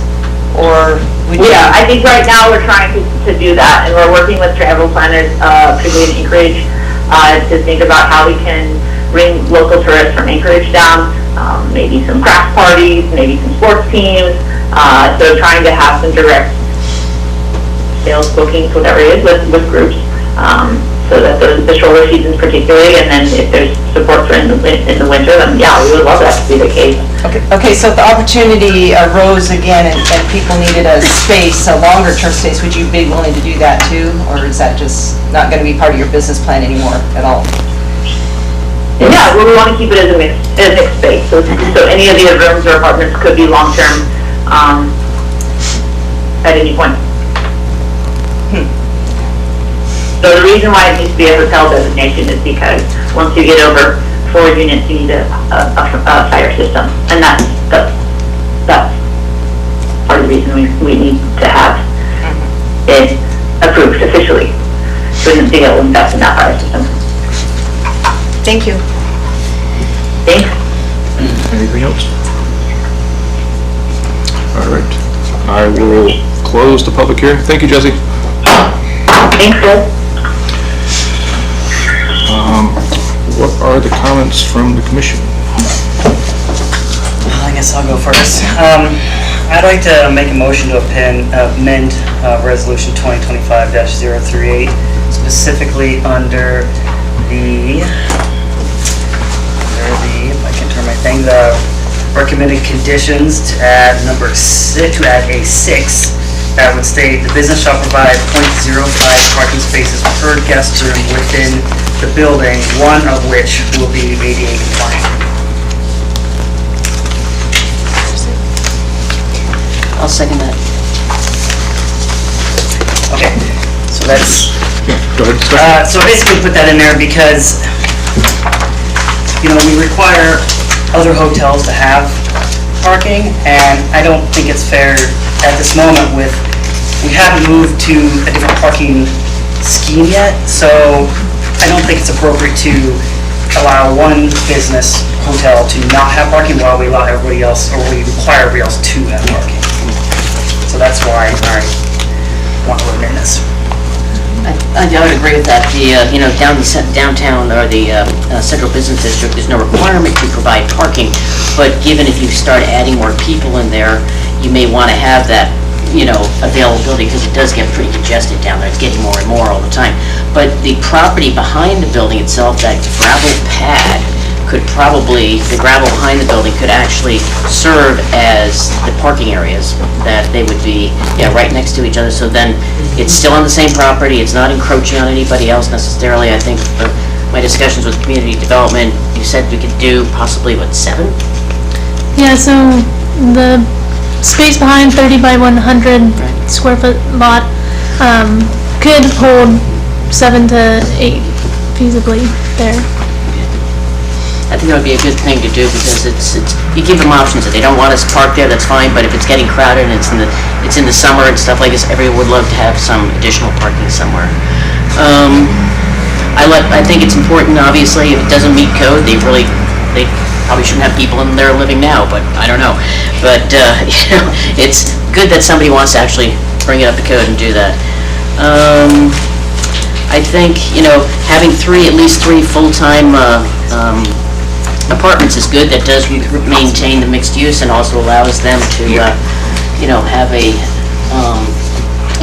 long-term rental for people, and they have the option to do that as well. Because that we still have the challenge, as Ms. Toloff was saying, that we do have the problems with long-term rentals. And I understand some of these are vacant now, that they're attriting naturally. I don't know, it's unfortunate if there's people who get booted out or something like that, but that's, unfortunately, that's not our purview. Those were comments for the general motion, but also for the amendment, I guess, right now, too. Do you have anything else on the amendment? No, that's just the amendment, yeah. Okay. Yeah. Can you restate that amendment, please? Reread it or change how it's worded? No, reread it. The business shall provide 0.5 parking spaces per guest room within the building, one of which will be ADA compliant. I mean, if the administration wants to help rework it, I'm fine with that. I'm just trying to get that there's half of parking space per, hotel room, and then one is ADA compliant. Is that appropriate? If you'd like to word that, administration? Yeah, I think that reads appropriate. Okay.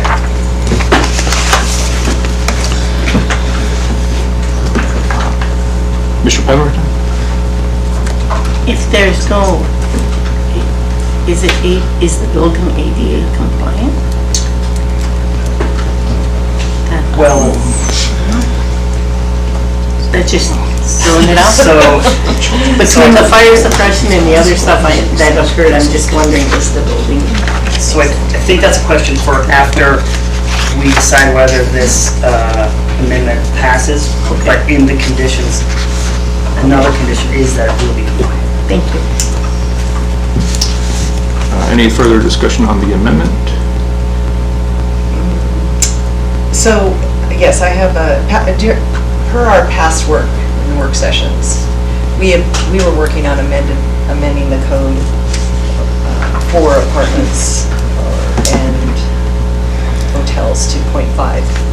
Is that correct? Yeah. Yeah, I went with help me with my recall here. Yeah, since our parking requirements are all up in the air at the moment, I went with the latest that we were talking about, and not the old one that was one per, if I remember correctly.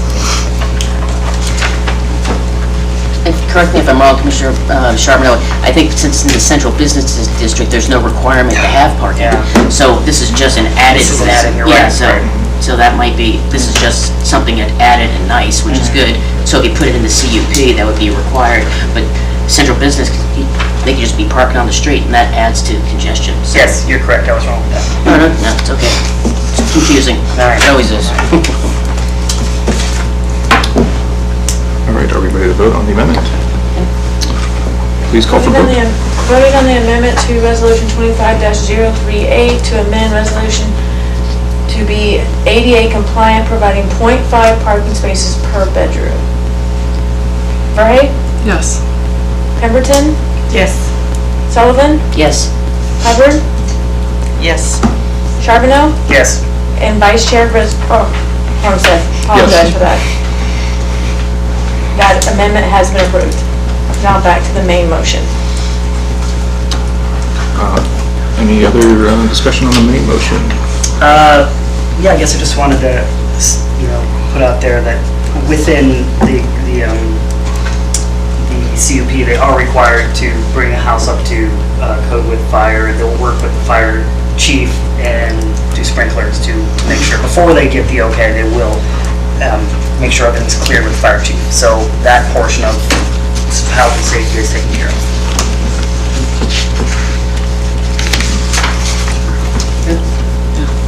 Yes, Commissioner Berry. Yes, so just want to also echo that it is unfortunate that some 14 long-term units will be switched to short-term, which is not what our community needs. I think the majority of us would agree and know and have seen that, of course. However, that's not what we necessarily get to control, is what we want in our buildings. But I do think it is unfortunate, and that we are displacing local workers that have been kicked out, and there's also nothing saying that it will maintain mixed use. It could have 100% become a hotel. So just some things to keep in mind. I also know someone who did live there long-term and got repeated parking tickets by parking on the street. So I think that's a nice amendment that we've added as well. Any further comments? All right, I believe we're ready to call for the vote. Voting on the main motion of Resolution 25-038. Verhey? Yes. Pemberton? No. Hubbard? Yes. Charbonneau? Yes. Sullivan? Yes. And Vice Chair Hornstead. Yes. That resolution has been approved.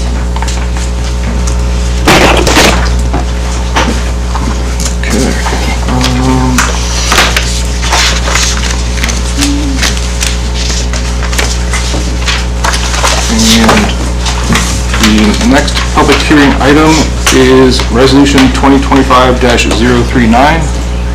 Deputy Clerk, would you please read the title into the record?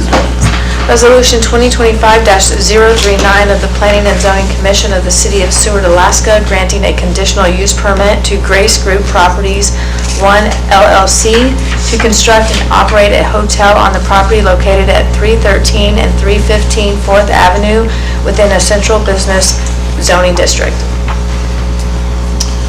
I'll need a motion and a second. I'll make a motion to approve Resolution 2025-039. I'll second. Does any commissioner need to declare a potential conflict of interest, or does anyone request a commission recuse themselves from participating due to a conflict of interest or perceived bias? No. Do any commissioners need to divulge ex parte communication? No. Administration, do you have any comments? Thank you, yes, Commissioner Hornstead.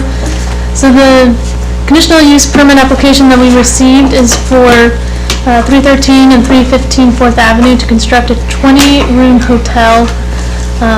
This is two adjacent lots, one which is currently vacant and one that formerly a restaurant was operated from the property, and the vacant building still sits on the property. Many of the commissioners may remember a replat earlier this year for this property to remove that interior lot line, since no buildings can be constructed over a lot line, and so that replat has been approved at the borough level. So it's still in the final steps of approval with getting the Mylar, and it is a lengthy process, but it has received initial approval, and so you'll be seeing the borough map update here shortly, showing that it is one parcel. So the proposed project is, as stated, would be 20 guest rooms with on-site management. The applicant has provided 10 on-site parking spaces, including one ADA accessible space. It is in the central business zoning district, which allows 100% lot coverage.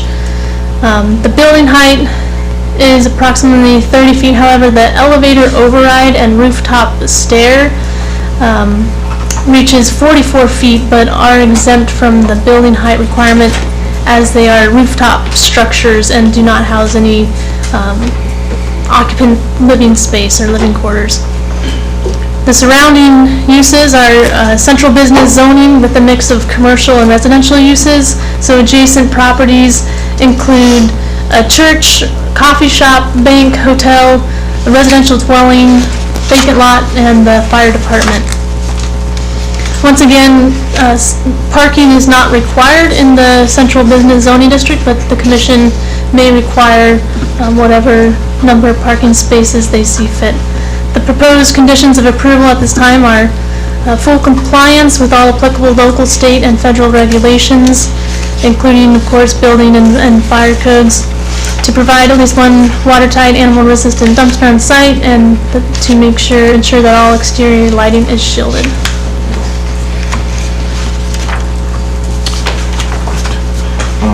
Would the applicant like to speak?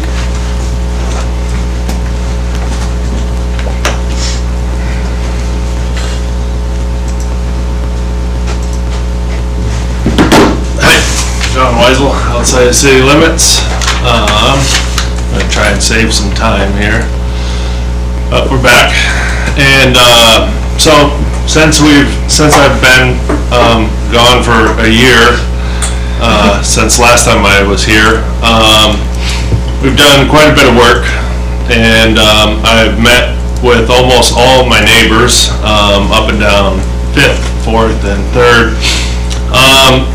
And I've gone over, followed you guys about parking and building infill and comprehensive plan. But what I wanted to talk about was, I wrote some of this down there, some notes, but I've met with the fire department.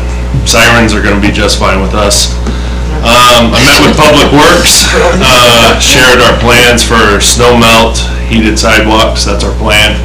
I think that's going to be great.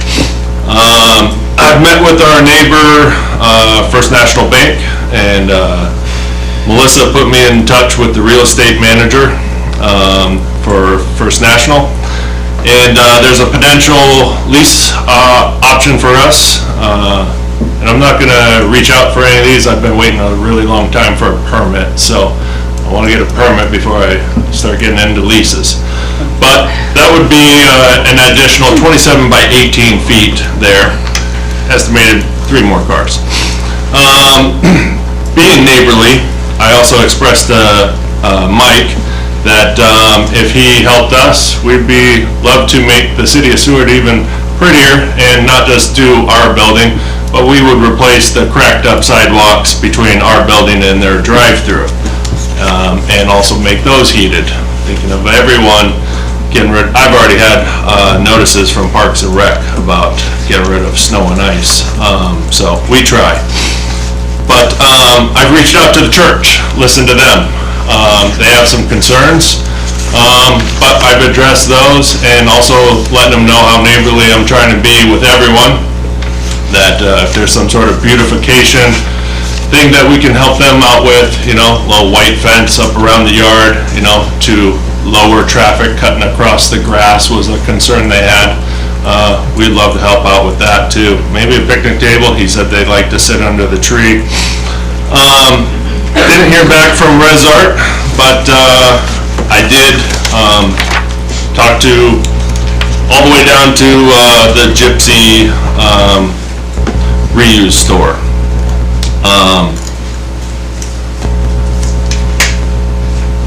I have reached out to the volunteer fire department across the street.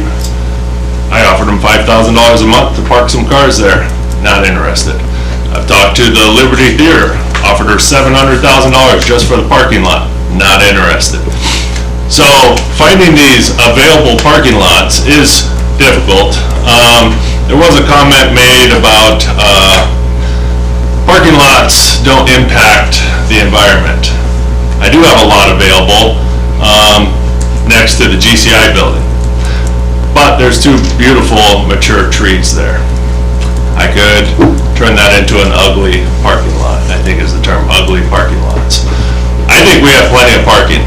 So in a year, I'm also 5 years in on Spruce Lodge.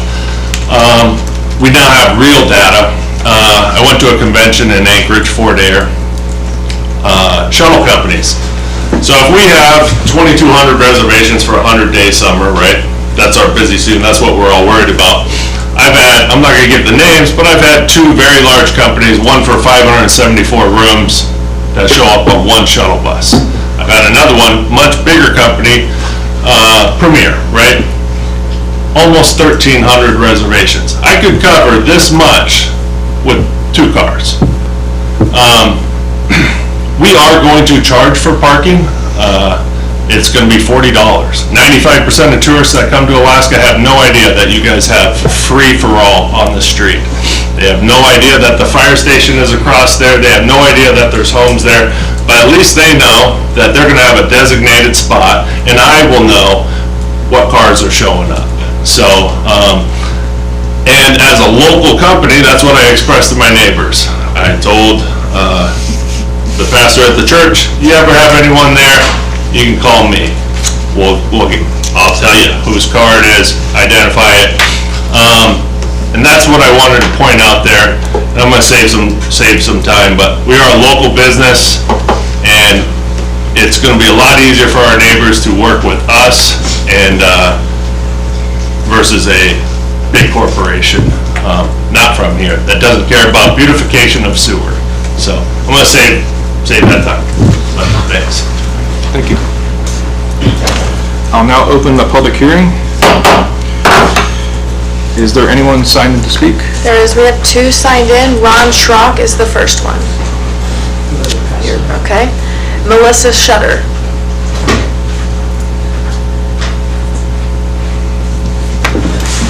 All right, thank you. My name is Melissa Scudder. I reside outside city limits.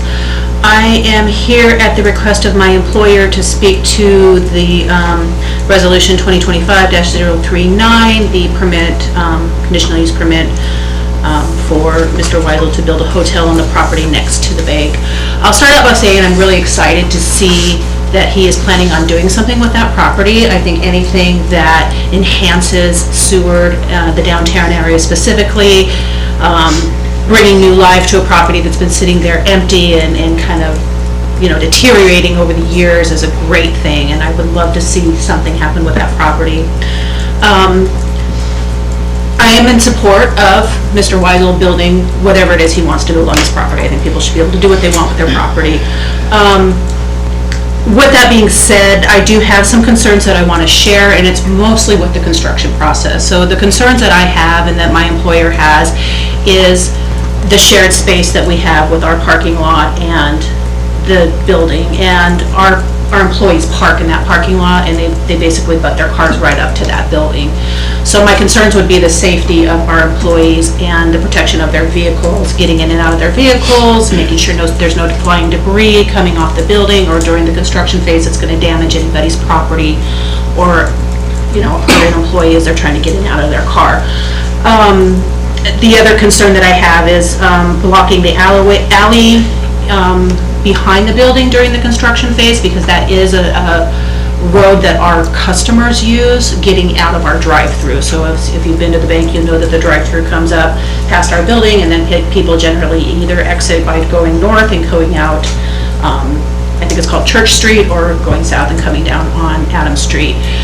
So making sure that there's no construction vehicles, equipment parked in that alleyway during the business hours so people can get in and out. So those are my really only two concerns during construction. I do have a concern about guest parking when the building is up and operational, just because I've already got that issue with another hotel that's neighboring us and their guests parking in our parking lot and having to go talk to the front desk about asking their guests not to, instructing their guests not to park in our parking lot because that is our employee parking. I've already talked to Mr. Weisel about this, as he's stated, and he's addressed my concern, and I do feel comfortable that he will ensure that there is safety for our employees, that we aren't, our parking isn't being taken up.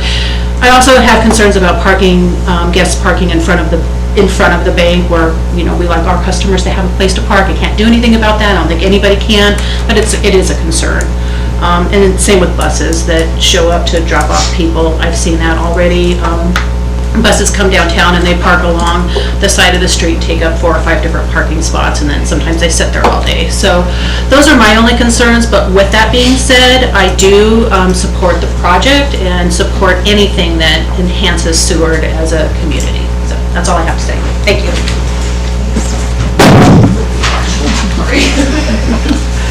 Is there any other public that wish to speak? All right. Would the applicant like to come back and speak some more?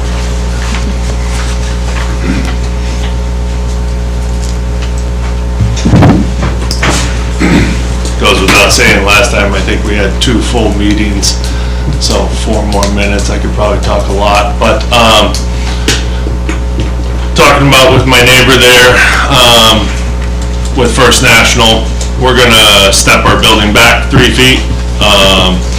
One, it'll maintain the integrity of the concrete wall, so I never impede their business and if I touch that wall, it'd cave in their parking lot, they can't park there. I don't wanna wonder what it costs First National to run their business for a day.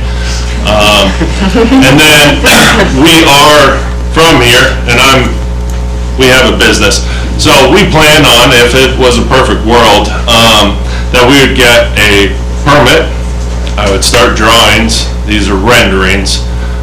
These are costly renderings, but they are just renderings. So I could actually start drawing. I'm in construction. I plan on breaking ground sometime around September 15th, and I'm a realist. I will not be done by May, so no point in hurrying up. I would look to open in May of 2028, which, just so you know, is over 10 years of owning this property. Not a good return so far. But we don't give up. We again are local here. We give back. We are investing, and even though it's taken 10 years to maybe potentially get it, we haven't stopped. And we are working with our neighbors. I also think that maybe some more talk should be on the economic impact of a building like this. For the downtown area, not just parking, but that's what takes up all the air in the room. I think that Grace Group Properties does a lot of good, could do a lot of good for all the neighboring companies, and as Bruce Java says, and a couple other guys in this town, rising tides raise all ships. So I think it'll be a huge net benefit for the community. And again, anybody that's paying for their parking space is going to want their parking space, Some is going to get through, but at least I can say that you're going to call my number and not J&L Properties located in Seattle that owns Edgewater and Hotel Seward that closes down and doesn't give back to the community. So I can't say enough that we've really worked hard on trying to get this through, work with all of our neighbors, and I think we have a pretty good understanding that I know who's going to come and stay here, and it's definitely not 1 room per car, and I personally, I'm like, it's definitely not even 0.5. Just with the emails and the convention that I could do. It is going to be open year-round. I'm not going to shut down like the other hotels in this town. I do think the economic impact of that is it's going to help out downtown. So, in the shoulder seasons and through winter, you know, and again, infill of a derelict building. We put a lot of effort into it, got a lot more to go. I don't think I have unreasonable timelines, and yeah, so I'm sure there's some stuff I forgot so far, but any questions, I'm here. John, could you please speak to the convention space that you have and how much the capacity of that might be? I mean, like, Or is that? we have conference spaces, you know, but I wouldn't say that we have any committed plans for them. You know, we just had a conference out at Spruce Lodge.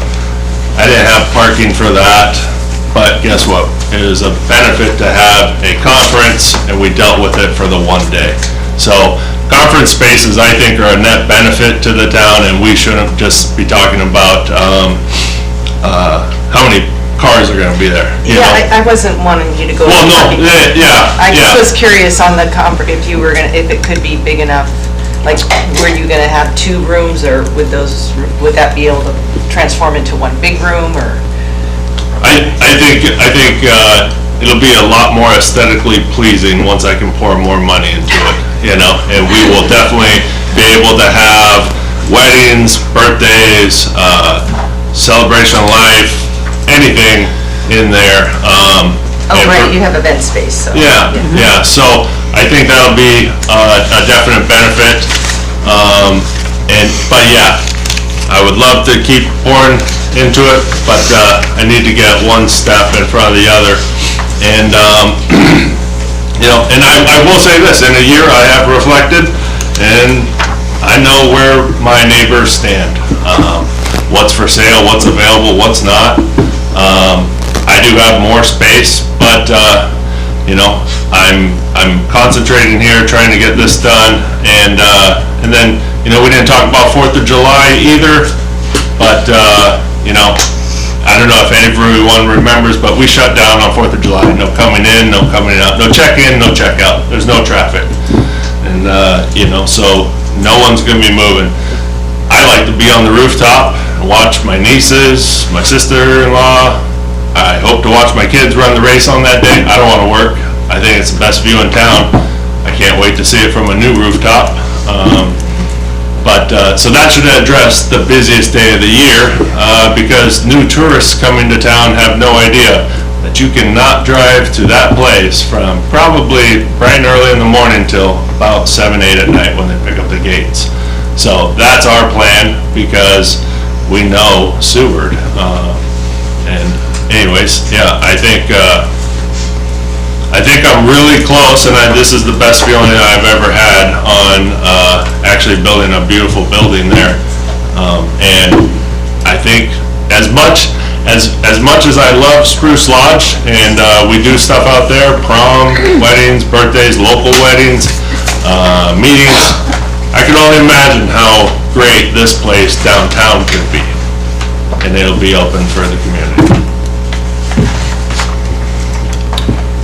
Questions? No, good. Thank you, John. I will close the public hearing.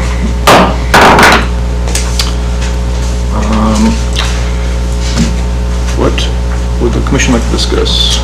Well, I'd like to make a motion to amend Resolution 2025-039, and as well, it would be under recommended conditions, number 6, I believe, or adding a 6, to state pretty much the same thing. The business shall provide 0.5 parking spaces per guest room within the building, one of which will be ADA accessible. So the same thing I proposed for the other hotel, which I think is only fair. Is there a second? I'll second. Discussion? Yeah, so I just put this forward. I know there's 10 spots proposed in the back, which meets this 0.5. I just wanted to put it in because we expect it of other areas, and if for some reason the ownership changes, I want to have these, you know, in COP just like everybody else's hotel. Anything to add to the discussion for the amendment? I think we're ready to call for a vote. Before we vote, I'd like to commend John on all the work he's done. Thank you. And being patient with us. Voting on the amendment to Resolution 25-039 by amending it to add to number 6 to provide .05 parking per bedroom and making ADA accessible. Pemberton? Yes. Hubbard? Yes. Verhey? Yes. Charbonneau? Yes. Sullivan? Yes. And Vice Chair Hornsett. Yes. The amendment has been approved. Now back to your main motion. Any further discussion or amendments? I think the conditions, make it pretty easy. Okay. Well, let's call for a vote. Voting on the main motion of Resolution 25-039. Pemberton? Yes. Sullivan? Yes. Charbonneau? Yes. Hubbard?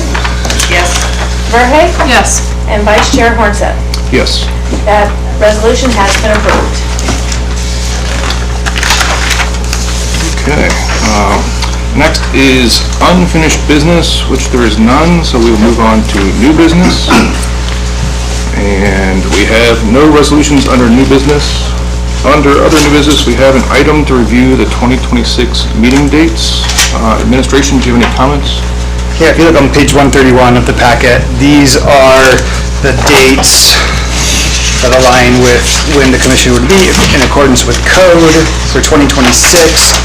And in conferring with Chris, the city clerk, today, I thought there were going to be two conflicts that we wouldn't have this room, but it is only going to be one conflict, and that would be the October 6th meeting.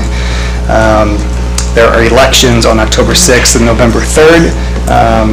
I know they were trying to combine elections based on that vote, but I don't think there was enough notice to change the city election or something along those lines. Jody might know more, but we will have an election here on October 6th, so we'll need to move that meeting, and the election on November 3rd is going to be more on the state and federal level, and this room is not big enough, and so it'll be held somewhere else possibly. It's not decided yet, but if it ends up being here, we can move it later, but as of right now, I don't think we need to move that one. So October 6th is the one that we won't have access to this meeting, and so we're recommending a doubleheader on October 20th and doing a work session at 5:30 with a meeting at 7 p.m. if the commission is favorable to that change. Sounds great. We'll have more meetings. Yeah, pizza. You just don't load it up. Yeah, don't load it up. Yeah, that works for me. So we have a double header on the 2nd. Is that correct? There was a workshop, something about, Currently, right now, on the October 26th, correct? no, but didn't we have a double header scheduled? For December 16th? For December. This December? This No, month, yeah. This month, So these okay. dates are for next year, but yes, you are correct. So, talking about two things. All right. And next on the agenda is to discuss the work session topic for the December 16th meeting. Administration, any comments? Sure. We thought that, I might get Commissioner Verhey's input here, but to do some sort of general overview training of just what it means to be a commissioner. Jamie's been doing some research in our office relevant to what other cities in Alaska have been doing regarding that training aspect. Do you have any, I'll let you kind of start that one to make sure we're hitting on points that you want seen there, or just let us go for it. Yeah, I think I asked for it last time. Yeah, just kind of definitions and stuff, which I also noticed in this packet, so thank you very much for that. So what a conditional use permit is for, as well as, what the commission, why we're here.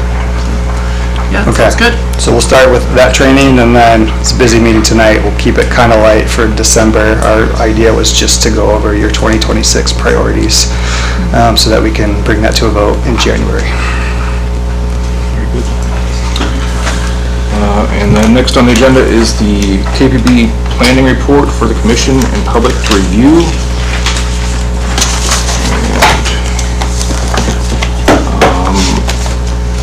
Do you have any comments on this? Yeah, no specific comments. I think there's been a couple that we've updated. The Olympia Road replat was approved, or gained initial approval by the borough on November 17th. So we'll continue to update that as pending plats are approved. Thank you. And that brings us to the final public comment. There's no sign-in for this comment period.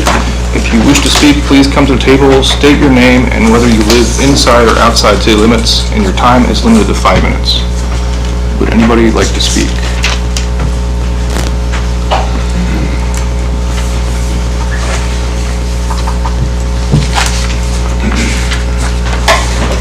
John Weisel, outside city limits.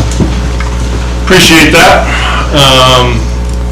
Long, hard work, and I think that over this time, I really appreciate your guys' hard work on the building height, being reasonable with that and understanding how that works. And the parking, I think it should be a little less. Hopefully you take that into consideration. If you really need to see some data, you could reach out to the Alaska Travel ATIA. It's something, they have great data on how many people are coming here without cars, and I think that's really important. The other part is I think that we should really be putting more onus on promoting business and with the comprehensive survey. I'm not saying that you guys haven't, I think it's really changed, but I can say that over the years, I did not feel that way, that Seward wanted to infill some of these derelict buildings that we have and around town. And with talking with other builders at the end of the road, little triangle lot, everyone's kind of had the same story. So I just want to keep that in mind, that that's the battle that I've had, and I think you guys are making great headway as far as changing some of that. But if we want to infill downtown, and I don't know, on Fifth Avenue there's some more lot that could be infilled. I think we have to be working in this direction of making it easier and just keeping the discussion of the tough ones downtown, of what we want to see down here. And anyways, thank you. Thank you. Would anybody else like to speak? All right. Administration, do you have any final comments? Yeah, just so the public is aware, and just a reminder, on the agenda, we do put a reminder of upcoming planning and zoning meetings. So we have a work session on Tuesday, December 16th at 6 p.m. But as a reminder, we will have a special meeting at 5:30 for you all to select a new chair to finish out the rest of the term year for you all, which would go through the end of February. And then, my last comment is, you guys have a tough job. Like, this is a heavy meeting, and you wear two hats. You wear a legislative hat at times and a judicial hat at times, and when you're wearing your legislative hat, you can bring in your personal biases and opinions, and at the end of the day, you're a recommendational body. And so when you put on that judicial hat, you're kind of dealing with what the code is right now, which may not always align with what you want the code to be, but you have to differentiate that, and that can be tough at times. And so I just want to applaud your job in navigating that, especially when the public will speak out and often might voice things that go against the way you vote. But yeah, this was a big meeting, and well done. Thanks. Thank you. We'll end with comments from the commissioners. Does anybody want to chime in? I'd just like to, like always, thank the administration for this lovely packet. It's well put together, it's a good read. And then the public, we got all the chairs filled and some that weren't there, so I love it when everybody comes. Thank you for that. Obviously ditto on that point, but I really appreciate the commissioners being able to actually work through the heavy lift on all this stuff, because we all had different ideas, different opinions on things like that, and we look at things from a very different perspectives. And I think when we're all working together, we're able to probably come together and get a good resolution that is going to benefit a lot of times the people that are applying for things, and just overall make our town better in a lot of ways. Anybody else? I just want to thank you all for coming, and administration for all the work they have to do, and the fellow commission members. Mr. Hubbard?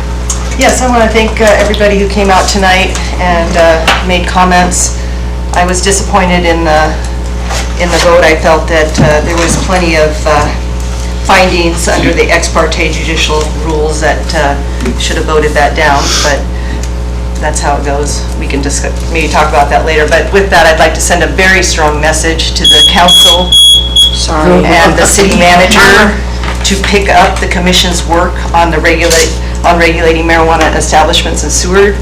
I have a timeline here. We've had 12 meetings on this, 12 meetings, and we have not been honored with another work session to address this. And in the meantime, we have all this stuff that comes to us, and we default to the state AMCO rules that is not unique to Seward. And that is not right, and we are not representing the public and the community like we should. So I'm very frustrated with that, and so again, I'm looking forward to a work session. The public needs to come back and get involved, and we need to hammer this out, and we all need the fortitude to do it, and I think we can do it, okay? Again, I appreciate the staff's work and trying to guide us and through all this, the legislatives and the judicial work that we have to balance and work through. And anyway, I look forward to working on what comes before us in the next several meetings and the year to come. Thank you. Yeah, great meeting. Glad everyone showed up, and thank you for chairing tonight. I also wanted to throw out a reminder that it's part of our name that we are the Planning Commission, and so what do we want our city to look like in 5 years, 10 years, 20 years, and to kind of keep that in our minds. And do we want it to be full of hotels and whole house nightly rentals, because we're getting a lot of those, so maybe we should consider capping that or doing something about that. I know it's come up in the past, but it is, yeah, plethora at the moment, so something for us to consider. Great meeting. Yeah, and I just wanted to kind of echo what's already been said, but thank you again, administration, for all your hard work, and clerk, and so on. And public, yeah, wow, great showing.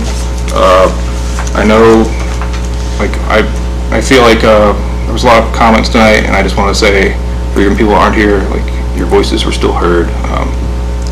And government works really slow, and we're doing the best we can. And thank you for bearing with me as I struggled as chair tonight. You did great. Yes, I forgot to thank you. No, you don't need to. Thank you for dealing with me.